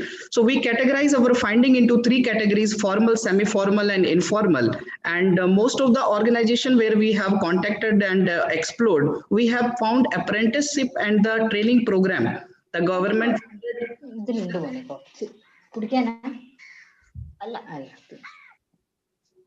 Yeah. Yes. So I think. Yeah, continue. Yes. Professor, please continue. One of the major source of the recruitment of the karigars and the artisan is the apprenticeship in the formal sector. Second is the employer reference, where the experienced people are also recruited based on the employer referral in the formal sector. average age that we have seen the people where they start their journey in this industry is 18 to 20 years. So one of the logic that we have found why at this stage, so many people responded by saying the much early stage you are starting in this jewelry because of the creativity and the skill which is required. It's better to start at the early stage. So therefore, we have seen most of the organizations prefer to have employees starting their career at the age of 18 to 20. Then all employees on roll in the formal sector, but when they are there are requirement based on the season, some contract workers and the seasonal workers are also hired. In semi formal, it's a mix of both. It's a mix of both, as we have mentioned the work engagement model earlier, outright and outwork. So basically some part of their workers are permanent, they are employed in this organization, and the large section of the work is also given to the babu system, which we have heard a lot in this particular industry, where it's a kind of you can say the gig worker, where you are giving the work, they are independently working and coming back with the finish jewelry. Informal sector, as Professor has already highlighted, we have not explored much, but this is particularly work is given, the gold is given, it is measured, design is given to the head karigar, and he has his own team where he is working in the workshop, wherever he has the workshop, and then finally he come up with the design and hand over to the organization which has given that work. So these are the three types of sectors, and in informal, recruitment is purely based on the relationship, because head karigar, whosoever is in the relationship, or maybe the relative, maybe the friend, because it is purely trust based industry. So they are handling very precious metal. So therefore, in informal sector, we have seen, in fact, in the whole industry, trust is very critical. But in informal, it is purely trust based. So therefore, those karigars and the workers that they are recruiting, it is from their own network. So there is a possibility that we have seen across the sectors, people are coming from one particular regions, or group of the people coming from one particular region. So one of the reason is the social network that they use. So social capital is something which is widely exercised for the recruitment process in the informal sector, up to some extent semi-formal sector, unlike in the formal sector. Can you go to the next slide? Yes, so as we have seen, the performance management, remuneration, and the incentive. In the formal sector, they have the fixed component, and then they have the variable component, which is performance driven. So when we talk to the formal organization, what we have found, it is not just a fixed component, it is also pay for performance, which is widely used. For example, based on the time motion study, for each job, there is a particular timeline, and the requirement of gold for manufacturing of a particular piece of jewelry is already defined in the system. So when that gold is given to the worker or the group of workers or the head karigar, it is already mentioned that this much time is taken for the production of this jewelry. Now, if within that time frame, if that jewelry is manufactured within that quantity of the gold, and within the waste limit of the gold, if it is delivered by the worker or the group of workers, then they are eligible for the certain incentive, which is a discretion of the organization, how they have created the slabs. Many organizations say if you finish the 70%, 75% of the desired output, this much incentive will be given, 100% this much, and so on. So one more interesting insight that here we have seen in this industry, the work group are based on specialized skill. So your whole workforce is divided into specialized groups, and the task interdependence within the group is very high. So therefore, in this industry, in the formal especially, we have found it's not only the individual incentive which is very commonly used. In addition to that, your group-based incentive is also used to motivate the employees and for the higher production. In semi-formal, we have seen some firms have an incentive-based system, others have fixed pay. As we said, semi-formal has basically the feature of both formal and informal, and slightly they are inclined towards the informal employment conditions. So therefore, we have seen they go for the fixed, what you say, the salary. In informal, as this is not from the primary sources that we have collected the information, wherever we have got the information about the informal employment conditions and employment contract, we have found their incentive is not in terms of monetary terms, rather it is based on the waste. So as the head karigar is getting the work in terms of the gold, the particular fixed percentage of the wastage is actually considered as the income as a group they have earned. So that income is maintained in the registered with the employer or the jeweler who has given that work. At the end of the week or end of that particular consignment, that particular work, that total is calculated, and based on that, the income or the amount is given to the head of the karigar. Now the question here is how head of the karigar is going to distribute among the workers. We don't have idea about that because we have not talked to them. Second, how they are going to decide which worker is going to get how much money, whether they are considering the skill, whether they are considering the relationship, whether they are considering the efficiency part. This is the area which has to be explored further. But in formal and semi-formal, already grading of the employees and grading of the worker is done based on the job evaluation and the job analysis of each job. So therefore, in formal and semi-formal distribution of the money incentive is not a problem, but in informal, it is purely the discretion of the head karigar who will take care of. Therefore, which further actually triggered even me and Professor Biju Varki, we were more concerned, and why we have selected decent work. When the discretion of one particular group of person is there in any kind of employment relationship, there are higher chances of having what you say the exploitation of the workers. So since we have not explored much, so still we are not conclusive at this moment, but we have very serious doubt about how this distribution, how fairness, equity and other stuff will be maintained by the head karigar. Next slide. Yes, safety and working condition was the another reason why we have included decent work as our framework is. We had heard a lot about the informal work, and if you see this industry, it is very much fragmented, and the large section of manufacturing is happening into informal sector. So therefore, understanding the labor condition and working condition was very critical for us. So when we interacted with the formal organization, because they come under the Factory Act 1948 earlier, now they come under the labor code, social security code, and the wage code and the four code which are there, industrial relation codes are there.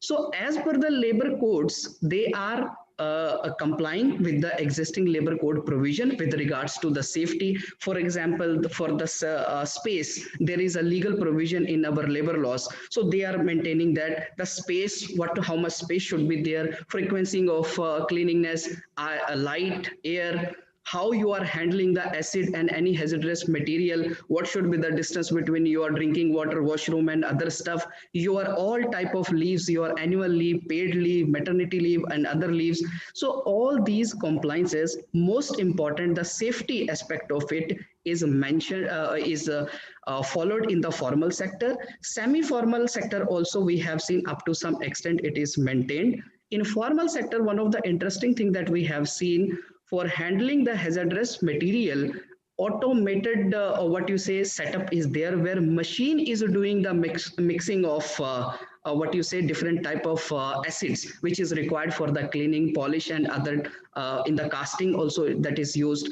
So it is done, but in informal it is manually done. Again, I repeat, there is no primary evidence of that, because in the lack of automation and the kind of work setup or the context is there in the informal sector, there are evidences here and there where we have seen the manual handling of all these type of assets done. Not only that, the space which your legal what you say labor code says, the space between the workers should be this much metric cube, but that is not maintained. In a small room we have seen 10 to 12 people sitting in that particular space. They are having acid and other hazardous material by them, also food and all thing is happening there. So if we compare formal, semi-formal, informal in terms of safety working condition, there is a two extreme which has emerged from our limited data. Again, further we will develop, and there is a possibility within the formal also we will find different degree of compliances when it comes to safety and working condition, because there are few forms within the formal which says we have fully automated the handling of hazardous material, but there are organization whom we interacted with in the formal sector, still some manhandling is there. So therefore right now we want more data to establish this fact, what is that degree of compliances within the formal sector also, along with the informal sector. Can you go to the next slide? Professor Jitendra, I'm afraid we are actually very short of time. We've just got another 20 minutes to actually do panel discussions. I would suggest we move on to panel discussion and bring out this topic if you are fine with it. Yes, so just last slide, the decent one, which is I think the concluding one, where we can ask. Please. Can you, Novel, go to the last one? Yes, last one. Yeah. Yes, so this is basically whatever we have done so far. One is the informal sector or informal jobs cannot be separated in this industry. Even within the formal sector also the informal job exists, whether through the vendors, whether through the Babu system, it exists. So therefore, the major, the concern here is the creation of decent work, the fourth dimension that we have. Those dimension has to be created as a responsible outsourcing organizations. Second is the skill parity, because your informal and semi-formal is supporting the main formal setup. So therefore, the mobility of the labor can be only possible when the skill parity is there. So there is no structured skill development initiative except few which has to be focused. And the major challenge that we all have seen is finding the young talent for this organization, or this particular industry. And one of the reasons for that is professionalization of the workplace, providing hygiene working condition to the employees. So again, that fall under the category of creating decent work to attract the people. So these are the few, and diversity is of course the last. Except a few formal organization, it is dominated by the male employees. So these are the few areas where we are going to build, and also it is part of our recommendation also. We will further refine it where this industry can go ahead to create a good place to work. Thank you. Thank you, Professor Jitendra, and I'm extremely sorry for curtailing the presentation. But yeah, this is an interesting one, and actually my first question is to Srinivasan sir and DD Mr. Karel, two organized manufacturers in this industry. Sir, this is not new, right? We've known this thing. Very recently, also a couple of months ago, National Institute of Labor and Economic Research came out with an eye-opening study on the working conditions of Karigar. And given to an industry which actually boasts itself as handmade jewelry, which is marketing itself for design, the working condition of Karigars is actually appalling, isn't it? So why is it that we only talk about Karigars in conferences and in events, but actually do very little? Maybe Srinivasan sir, if you could first start, and then Karelji, if you could come in. Thank you. Once upon a time, this industry was unorganized. Now more and more retail chain, more and more organized manufacturers are coming. Now we have to take responsible and see that total we will convert this industry into an organized one. As a GJPC, we have taken a step. First, we are coming out with jewelry park. That is the one thing we are doing. Then each and every manufacturing center, we are planning to develop one model workshop. So which industry should copy because of that, this benefit. See, this there is a limitation. GJPC doing and the government of India is doing, there is a limitation. But as the industry, now everybody are making a profit, everybody having a CSR funds. As an industry, we put together and we have to discuss and we have to help this goldsmith to come up. Otherwise, this process will be very, very slow. And now organized manufacturers, organized retailers are growing. Definitely, we actually know we have to join together, and actually know we have to address this problem. Then we can come out with this unhygienic, actually know this, that, and all. Compare with the other industry, I agree. Actually, know we are well behind. Actually, know we have to work hard. Then only we can achieve. Karanji, if you could just make your comments, please. I have been in this kind of a discussion earlier as well with Professor Varki, and if he can remember, we covered a lot of topics, subjects where I had highlighted the apathy from the industry towards the changing scenario, working conditions of their people. And I always see the first thing when we point finger towards others, I always tell my people, my colleagues, my friends and associates, but before pointing your fingers towards others, always look at yourself, what we are doing. Industry in general, they have categorized industry in three parts: formal, semi-formal, and informal. But in my opinion, majority of the production and the supply chain is still controlled by the informal operators in the country. That is the first thing. And to be honest, we are one of the worst violators of human rights in this skill area, at least in my opinion, because the industry doesn't want to look at itself. Then the next challenge before the industry is the majority of the industry operates on an unfair competitive platform where the unfair players or the gray market operators are always like on an advantageous turf, which is you and we all know that it is gifted away by government in behind the veil of high rate of custom duties. When the finance minister announced the custom duties revision or rationalization in this budget, they quietly introduced an additional levy of 2.5% through AIDC, which has levied across many more sectors and many more products. But in my opinion, I always tell this thing: number one roadblock or the hurdle in our way is the apathy of industry. That is the attitude or the approach of the industry to understand, foresee the problems and work towards solutions. Next problem area is the government itself. They look other way all the time. Nobody is bothered about the industry. Governments, I must also mention here that we have multiple labyrinth-like layers of the government in our country. There is a central government, there are state governments, and there are local bodies. We had a recent bad experience with one order being passed by Central Pollution Control Board.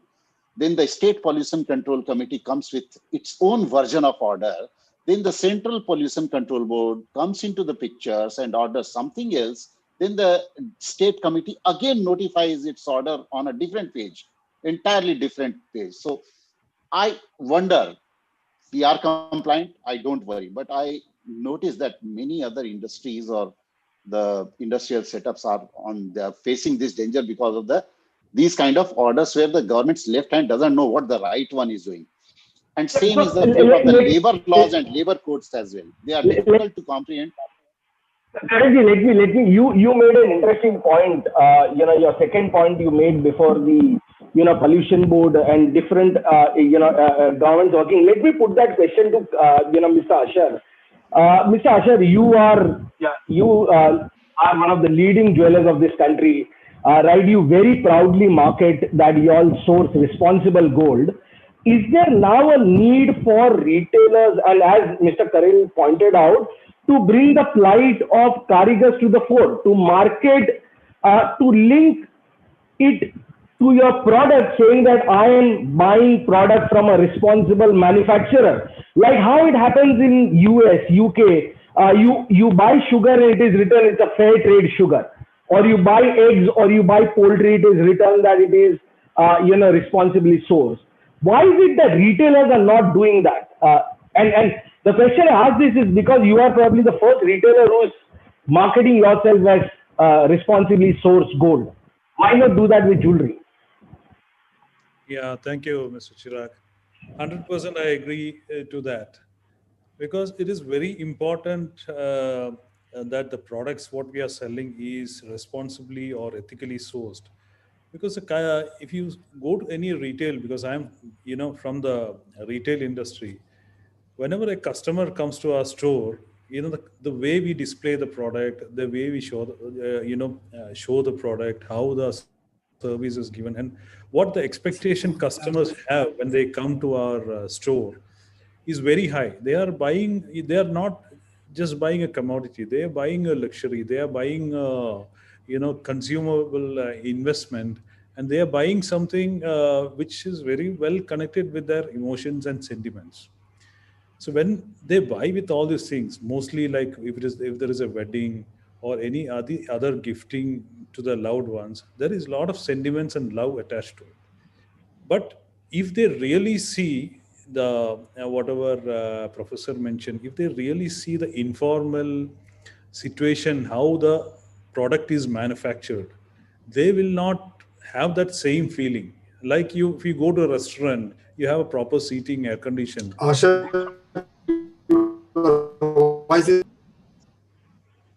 My voice is breaking.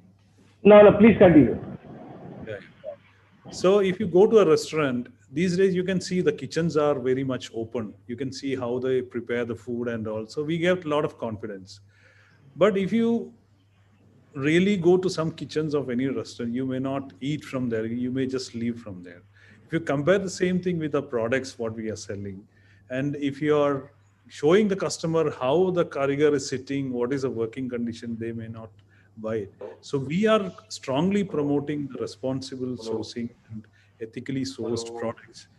It is not only the bullion, or because we work on the LBMA, we can bullion, and we work with more organized manufacturers. We even visit the manufacturers to understand the working condition of the carriers. And we have done a program, like we work with some goldsmiths also, like because some regional products and all, if you want to get, we may have to work regional goldsmith. So what we have done is not only the sitting atmosphere or anything, because we also have as a backward integration, we also have manufacturing units, or we are giving a very proper working condition to them. But there are some karigars or the goldsmith, local goldsmith, who make some special products. What we have done is that we started giving workshops to them on the importance of being legal. And because there are many people who don't even have a PAN card or a proper accounting system, how to be legal, what is the importance of these products, how we are selling at the sales counter. We have even taken them to our retail stores and shown them the kind of customers who come to us and the kind of aspiration they have. And we have done a lot of workshops to the local regional goldsmiths, and explain to them how important it is to make this business a legal one and a proper organized one. Because the government whatever, even we are contributing a decent amount to the GDP, the government has to see this industry in a better way. Because the kind of respect our products get especially in international markets, we have to get that respect in Indian market, our domestic market itself. For that, working conditions have to be better. And as Mr. Srinivasan and Mr. Karel said, it is very important, because the whole value chain has to be very clean, and the back end, from back end till the front end, everything has to be clean and well organized. And also, as Srinivasan mentioned, as a group, we are seriously thinking of, because we keep aside 5% of our net profit towards the CSR, though it is 2% we keep aside. So we are seriously thinking and trying to talk to GJC and GJPC to how to support the karigars and the people who are really working, the person who touched this raw material and making this to a beautiful product, how to support them, make them happy, because that happiness will be converted to a happy product, a beautiful product. So we are in the process of allocating certain amount for that. And if Mr. Asher, if I can ask you this question and then put Srinivasan ji and Karel ji on spot. You said that you are trying to work very closely with GJC and GJPC on how to uplift, the Karigars. Why not have a self-regulatory organization, an independent self-regulatory organization, which kind of audits each and every manufacturers, and the retailers then, kind of showcases these trust marks or whatever you want to name it. Why not start that? And that will force a lot of manufacturers to have better working conditions, and even for retailers to buy from them. Mr. Asher, if you could start first, and then Srinivasanji and Karenji could come in. Course, we have started certain steps to ensure that certain audits at the various level of production is being done. Also, seeing working atmosphere. But whatever you implement in India, it has to be done phase wise. You cannot become a forcefully do something which is not seen by the people. There are emotions, there are sentiments. There is a change management to be thought of. So step by step we have to do. So for that, GJC and GJPC have to come in front and do workshops, and and also to explain the importance of this thing, because whoever has grown have done it formally. Whoever have not grown are still doing informally and remaining small. Whichever the big guys you have seen, so you show the examples to those people that the growth will be there only if you are well organized and formalized.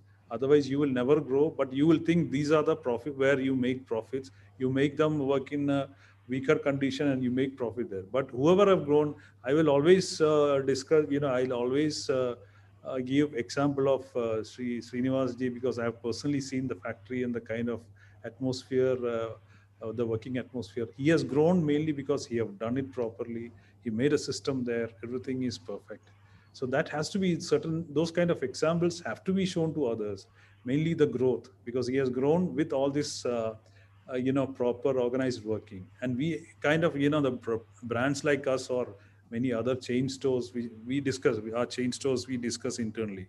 We always promote these kind of manufacturers, and that example have to be shown to the other informal manufacturers also, because everybody wants to grow, everybody wants to have a happy working atmosphere. So these workshops and examples have to be shown to others also. This is my thought.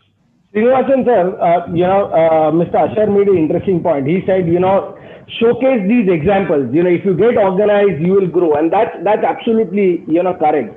So my question is, you are a great example of how an organized manufacturer could actually grow. Why not GJC, GJPC come together, do these workshops, educate manufacturers, and then work towards improving the Karigars' working condition? Why has that not happened in so many years?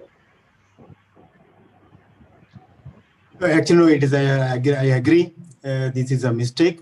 As an industry, we are not taken a step. But right now, actually, no, GJP has taken a step. As I rightly said, model workshop we are going to do along with the local associations. Definitely, they can follow. Second thing, actually, no, this jewelry parks. Jewelry parks will have all kind of infrastructure under one roof. That is also second great example for the industry. Definitely, industry follows. Definitely, they will grow. See, everything we can show, but actually, no, the thing is, people has to realize. See, what is happening here is actually no fighting with organized and unorganized. Actually, no, those who are unorganized, actually, no, their cost of production is less, and actually, no, they are keeping a small profit and they are selling. In the jewelry sales side also, there is organized and unorganized. They actually know these organized people has to fight with the unorganized people. Actually, no, unorganized manufacturing, these unorganized retailers, they are buying and they are selling for the throwaway price. Then organized retailers, they are not in a position to compete. As an industry, we have to come forward. Now it is the right time. We have to address this issue. Actually, no, if we taken care of these basic things, our industry growth will be very, very high. Now, actually, no, if you go to Italy, actually, no, when you want, actually, no, handmade shoes, you have to pay more money. But here, handmade means actually no cheaper. So actually things has to change. Actually, they are putting their sweat and they are taking so much effort. But actually, they are selling for a cheaper price. They are actually they are violating everything. This informal section, they are not doing anything. Only they are talking with money. That's all. So now it is our prime responsibility. We have to educate informal sector. Actually, no, this is the way you have to do. Then only you will grow. You see, actually, only because of lack of this education only, next generation people also not entering to this industry because they are thinking IT is best. But actually, jewelry is better than IT because here we can do lot of creativity, which they are not realizing. But we actually know we are not showing the roadmap, path, and all. So that is the very big fault of our industry. As you rightly said, as this is a huge responsible GJC and GJEPC should take and see that actually very soon as domestic council also will come. Now I think Srinivasan sir, your line is breaking, but let me just move on very quickly to Mr. Karel and Shimul. Mr. Karel, you've been part of Skill Council. Shimul, you are part of a very august organization. And Srinivasan sir pointed out that the second generation doesn't really want to come into this industry, and this is true about second generation not only at the Karigar level, but we've also seen at the retail level the second generation doesn't want to really come in. If Shimul, if you could just very quickly, talk about how do we address this situation, and then I'll move to Mr. Karel. Sure. Yes, Chirag, very much. No, I'm very glad. I do want to pick up the threads from what Mr. Srinivasan has said. And I would like to take a step backwards. And I want to start at, the entry point wherein, a young budding aspirant enters the industry. Now, if we talk of training, and I'm focusing largely on the informal, sector, because we all know that the gold segment is still heavily, into the informal sector. The route of training or acquiring skills is more through apprenticeship, where 8 to 10 year old kid who's going to school in extra time, come back from school, you are initiated into the practice of the craft by an elderly in the family who's himself a master craftsperson, or somebody elderly in the community of the goldsmiths. So here what happens is that beyond a point of time, the kid is going to leave education and get into the practice. And definitely, as Dr. Jitendra, Professor Jitendra said, the younger the kids are, for training, the better it is.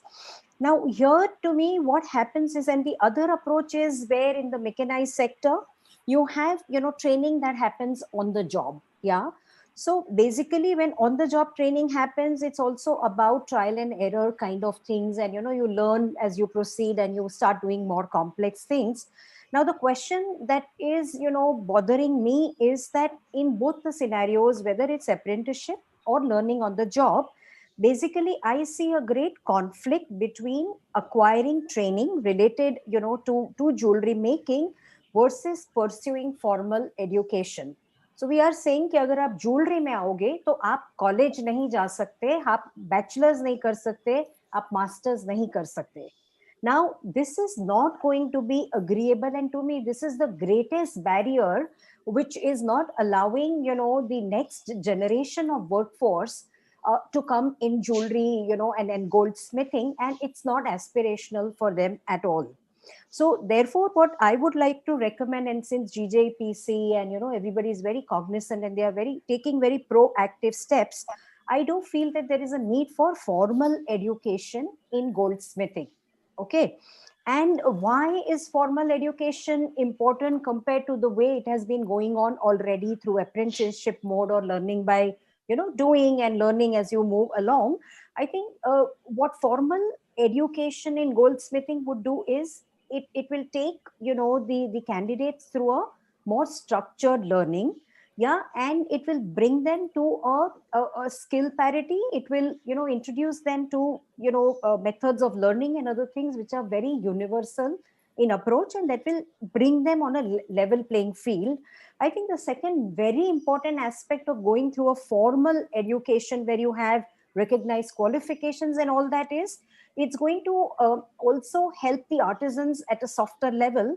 And here what I mean is that it's going to give them greater self-esteem and confidence, to take on the task. It's going to yield them better income, because if they are formally trained through a structured program in different aspects of, gold jewelry making, I think most likely they would end up acquiring or, gaining better kind of economic returns. And it also leads to their social recognition in their community and all of that. Sure. So for me, I think a formal program that is based on the verticals of, say, design. Not all artisans may want to practice. They might be even more creative and innovative. Can we have design program for them? Some may be inclined towards manufacturing, and third, towards the aspect of management, business, retail, entrepreneurship, whatever we may call. So these are the three aspects. But for me, I think industry, when Srinivasan ji is talking about this jewelry park and all of that, I think even if we start with certificate programs, recognized certificate programs, they go through that program, and they go for their job, they have better prospects and all of that. I think we do need to, it's time that we start considering this very, very seriously. Otherwise, I think as jewelry industry, as gold segment, it's going to be extremely difficult to attract the next generation of talent. Karanji, very quickly, if you could point out what is the role that Skill Council is playing at this moment, and how does it plan to probably attract the next generation? Before I move on to last question to Professor Varki. About Skill Council, I would like to clarify that I left the council around in 2020, early 2020. And I am absolutely away and kept myself away from all these councils, bodies, and trade bodies, because I have taken a principled stand on this. About the working conditions, I would like to second the idea of Srinivasanji. I wanted to say the same thing. This kind of distinction has to come from the retail side of the industry to manufacturers, where they display their intent clearly, whether they wish to deal with the responsible manufacturers or the ones who are having a responsible business model, or they want to work with only those people who are still not responsible or not wish to formalize anything in their business or operations. That is their choice. But again, this choice, in my opinion, in the country, in our country, as Mr. Asher was mentioning growth of various manufacturers, Srinivasan James, I would like to mention clearly that growth, a path to growth or a road to growth in our country is treacherous, quite treacherous for those who are responsible. Srinivasan ji would agree, and is very smooth for those who do not wish to do anything formal. That is the defining line, and that is the differentiating idea behind the jewelry supply chain in this state in our country. That is, to sum up this, I would like to say, the retailers or the customers have to take a call, what exactly, where from they wish to purchase or source their jewelry. That is the basic thing. Sure, that's an interesting point, and I think that is something that we'll have to probably look at it, over the coming years, is how the consumers and the retailers put their foot down in terms of to organize the industry. So yeah, that's a complete debate that we can have some other day. But since we've got positive time, one last question that I would like to ask Mr. Asher and Professor Varkin, maybe Mr. Asher, since he's to leave for a meeting, may come in first. Sir, we've seen that, recently over the last 5 or 7 years, there have been MBA institutes coming out with courses on retail, especially focusing on, branded retail, focusing on FMCG products. But there are very little courses which have come out on jewelry retail or on the jewelry side. Given the fact that, and I think something that Professor Shimul Vyas pointed out, that a lot of learning is happening on the job, right? And that has also impacted incomes of people who are working over there. That has also, to some extent, impacted the kind of talent that we are attracting. Is it now need of the hour that institute should have a specialized retailing course for these high-end luxury products, Because you also see in the West, people selling luxury products have got a different complete mindset, different way of thinking. Is that a need of the hour? Maybe, Mr. Asher, if you could start first, and then I'll have very quick comments from Professor Varke and Professor Shimul. Sorry, you are on mute. Mr. Asher, you are on mute. Oh, sorry. For any industry or for anything, education or training is very important to do it properly, because there are a lot of people doing things wrongly. If there is a proper education and training program or workshops or awareness programs done, the things change.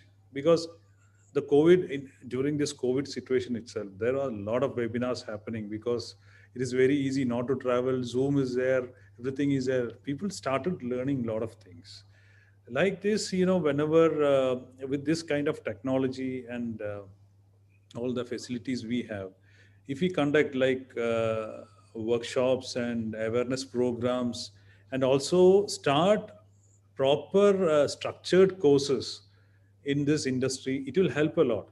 And that course should not be talking only about profitability and money, but it should be talking about all the culture, good culture, and efficiency and importance of the relationship, the human quality, everything. It should be prepared. That course material itself have to be prepared with experts, not just small career guidance guys, local guys doing it. Yeah, like IIM or CIA or other organization coming out with content of that material, and they have to structure the training.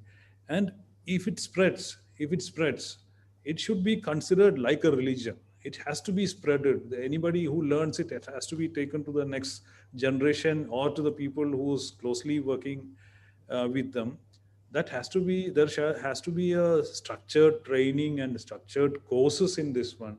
Why not this industry having a proper course? A doctor or an engineer or anything, even a catering guy is doing a 5-year course and doing it. Why not this one? And the value spent on this product is very high. If you go for a food, you can get a plate of food with 1,000 2,000 rupees, done by a person who has done graduation in catering and all. But a 2 lakh 5 lakhs product purchased, it is manufactured by somebody who doesn't know the only craftsmanship. So those kind of courses have to come. It has to spread in a larger community, especially the Karigar family, where he wants his son to come to this one. Like Srinivasan mentioned, it is not that only IT is good, this is bad. This is something luxury, premium. So the whole value chain has to have that aspiration and have to have that feel that I'm working in this good product or this good industry. For that, courses are very important. I agree for that. Yeah, Professor Biju, what is your take on this? Do you think it's a need of the hour now if you want to bring in new talent? Okay, let me quickly, in our study also, we had actually talked about the need of skill building and skill development. We have repeatedly talked about, okay, towards the end. And that's one of our big focus. We completely agree with all of you and Professor Kumul specifically in terms of looking at. Let me decode. What happens is that sometimes in debates, etc., what happens is that we look and mix everything together like a khichdi. Look, there are 4 primary stakeholders if I look it into 4 buckets. One is actually entrepreneurs. I have actually talked to, I think, Mr. D.D. Karel, the others when we talked about entrepreneurs, the family, the owners. So there is one type of development which goes to when we are on in terms of running firms, okay, managing the family businesses, because fundamentally this business is actually family. So that's one level of capability. Yes, institutes like IIM are extremely active. Then you have managers, executives, okay, where, how do you manage these firms? So there is one area of retail, that's where MBA in retail. So to me, what happens is that retail is retail, be it gold, be it textile or everything. There is a fundamental process to it, and possibly understanding the nitty-gritties of gold. Maybe the industry can help the business schools develop what you call curriculum in terms of gold retailing as an elective. Some of you could be faculty there. Okay, that's where co-elective is something which really works on it. Then you have actually manufacturing. Again, manufacturing management, factory management, all this related to, okay, handling the packets. This is eminently doable. Okay, and of course, design is what you're talking about. Design is one. Third one is the critical, the Karigar. How do you really talk to the Karigar who possibly is not educated, does not understand the manuals, the SOPs? How do you really reach out to them? And believe it or not, my interaction with Karigars and limited interaction in the informal sector, they're extremely smart. Okay, in terms of acquiring knowledge. So that whole Karigar development in terms of how do you, that's the skill council's mandate. That's one focus sometimes we lose it. You exactly have to have them. How do you certify them? How do you possibly, it's like laboratory technicians went through the same thing. Okay, people learned laboratory technician, then they had a, what you call a fly-by-night certification, which happens, and now there is MSc and even PhD in laboratory technician. So why not? You know, you have a stream through universities like Open University systems in terms of getting into a diploma, a graduate degree, and a technical skill. Look, understand that these are technicians, these are craftsmen, these are technical area to actually do. And the last one is educating customers about importance of responsible buying. But this does not actually mean that the big ones will edge out the small ones, because the small ones to actually come up to their levels would require time in terms of capacity building, in terms of putting those facilities, etc. So it's not an overnight task. The small ones require a lot of incentives, initiatives, support from the large ones and others in the supply chain. I'm sure a lot of organizations are successful in creating it down the value chain and bringing their capabilities up, and where customers can actually play a very important role. Okay, that's the fourth level which I wanted to talk about. Would like to definitely talk to all of you in terms of it, continue to engage with all of you. Great. I think we've absolutely run out of time. I see Sudesh, pointing at me, so we've absolutely run out of time. Thank you very much, everybody. It was indeed a amazing discussion that we had, and I think there are some pointers that have surely come out with industry can look at. Thank you, Sudesh. Thanks. Thank you, Chirag. Thank you, Professor Shimul, Sir Nidhi Karel, and Srinivas sir. Thank you so much for actually inviting, and it was a really very insightful discussion, and we'll continue with the engagement on and take this project forward. Let's see how we can work on this. So let's move to the next session. Som is there. Yeah. Yeah. So yeah. So please be there. We are this is an open kind of session, and so we want to take your inputs on what are new areas of research that IGPC could be exploring into, and that's an input that we actually are looking forward from the industry. So we want to take this forward to discussion. Yeah. Can you hear me properly? Yes. Yeah, thank you very much. I think that was very insightful, Didi, and usual stuff. Lots of work to be done, which we will do. I'm so sorry, I'm on my handheld as I'm walking. Okay, I have invited Nagendra and some of the people from the industry. So it's just a quick, a few thoughts. First of all, I must say, Sudesh, very, very pleased with the kind of work, the research that's being done in every corner of the country. I think this was the strategy with which we started IGPC absolutely is starting to play out. So congratulations to you. And of course, Arvind and Harish, everybody. But lot more ground to be covered, as I mentioned. And that's where the industry association now becomes a lot important while we are doing some important work. These are just my views, so just take them as it is. Okay. So first of all, excellent work. And one thing is, all the studies so far done, can we get a proper database of that? That's my thing. Is it possible? When I click gold loan, means today, 2 people mentioned about gold loans. So is it possible to pull that? So the entire work, otherwise it becomes a little difficult to think and then go to that paper. I saw some very good work done today by various people, that Pondicherry professor, the research. I mean, everything was good. So is it possible to create the database in a much more user-friendly way? Every paper that IGPC has produced, has received, should go to the database, and you must spend a little time to make your library a lot more user-friendly. Okay.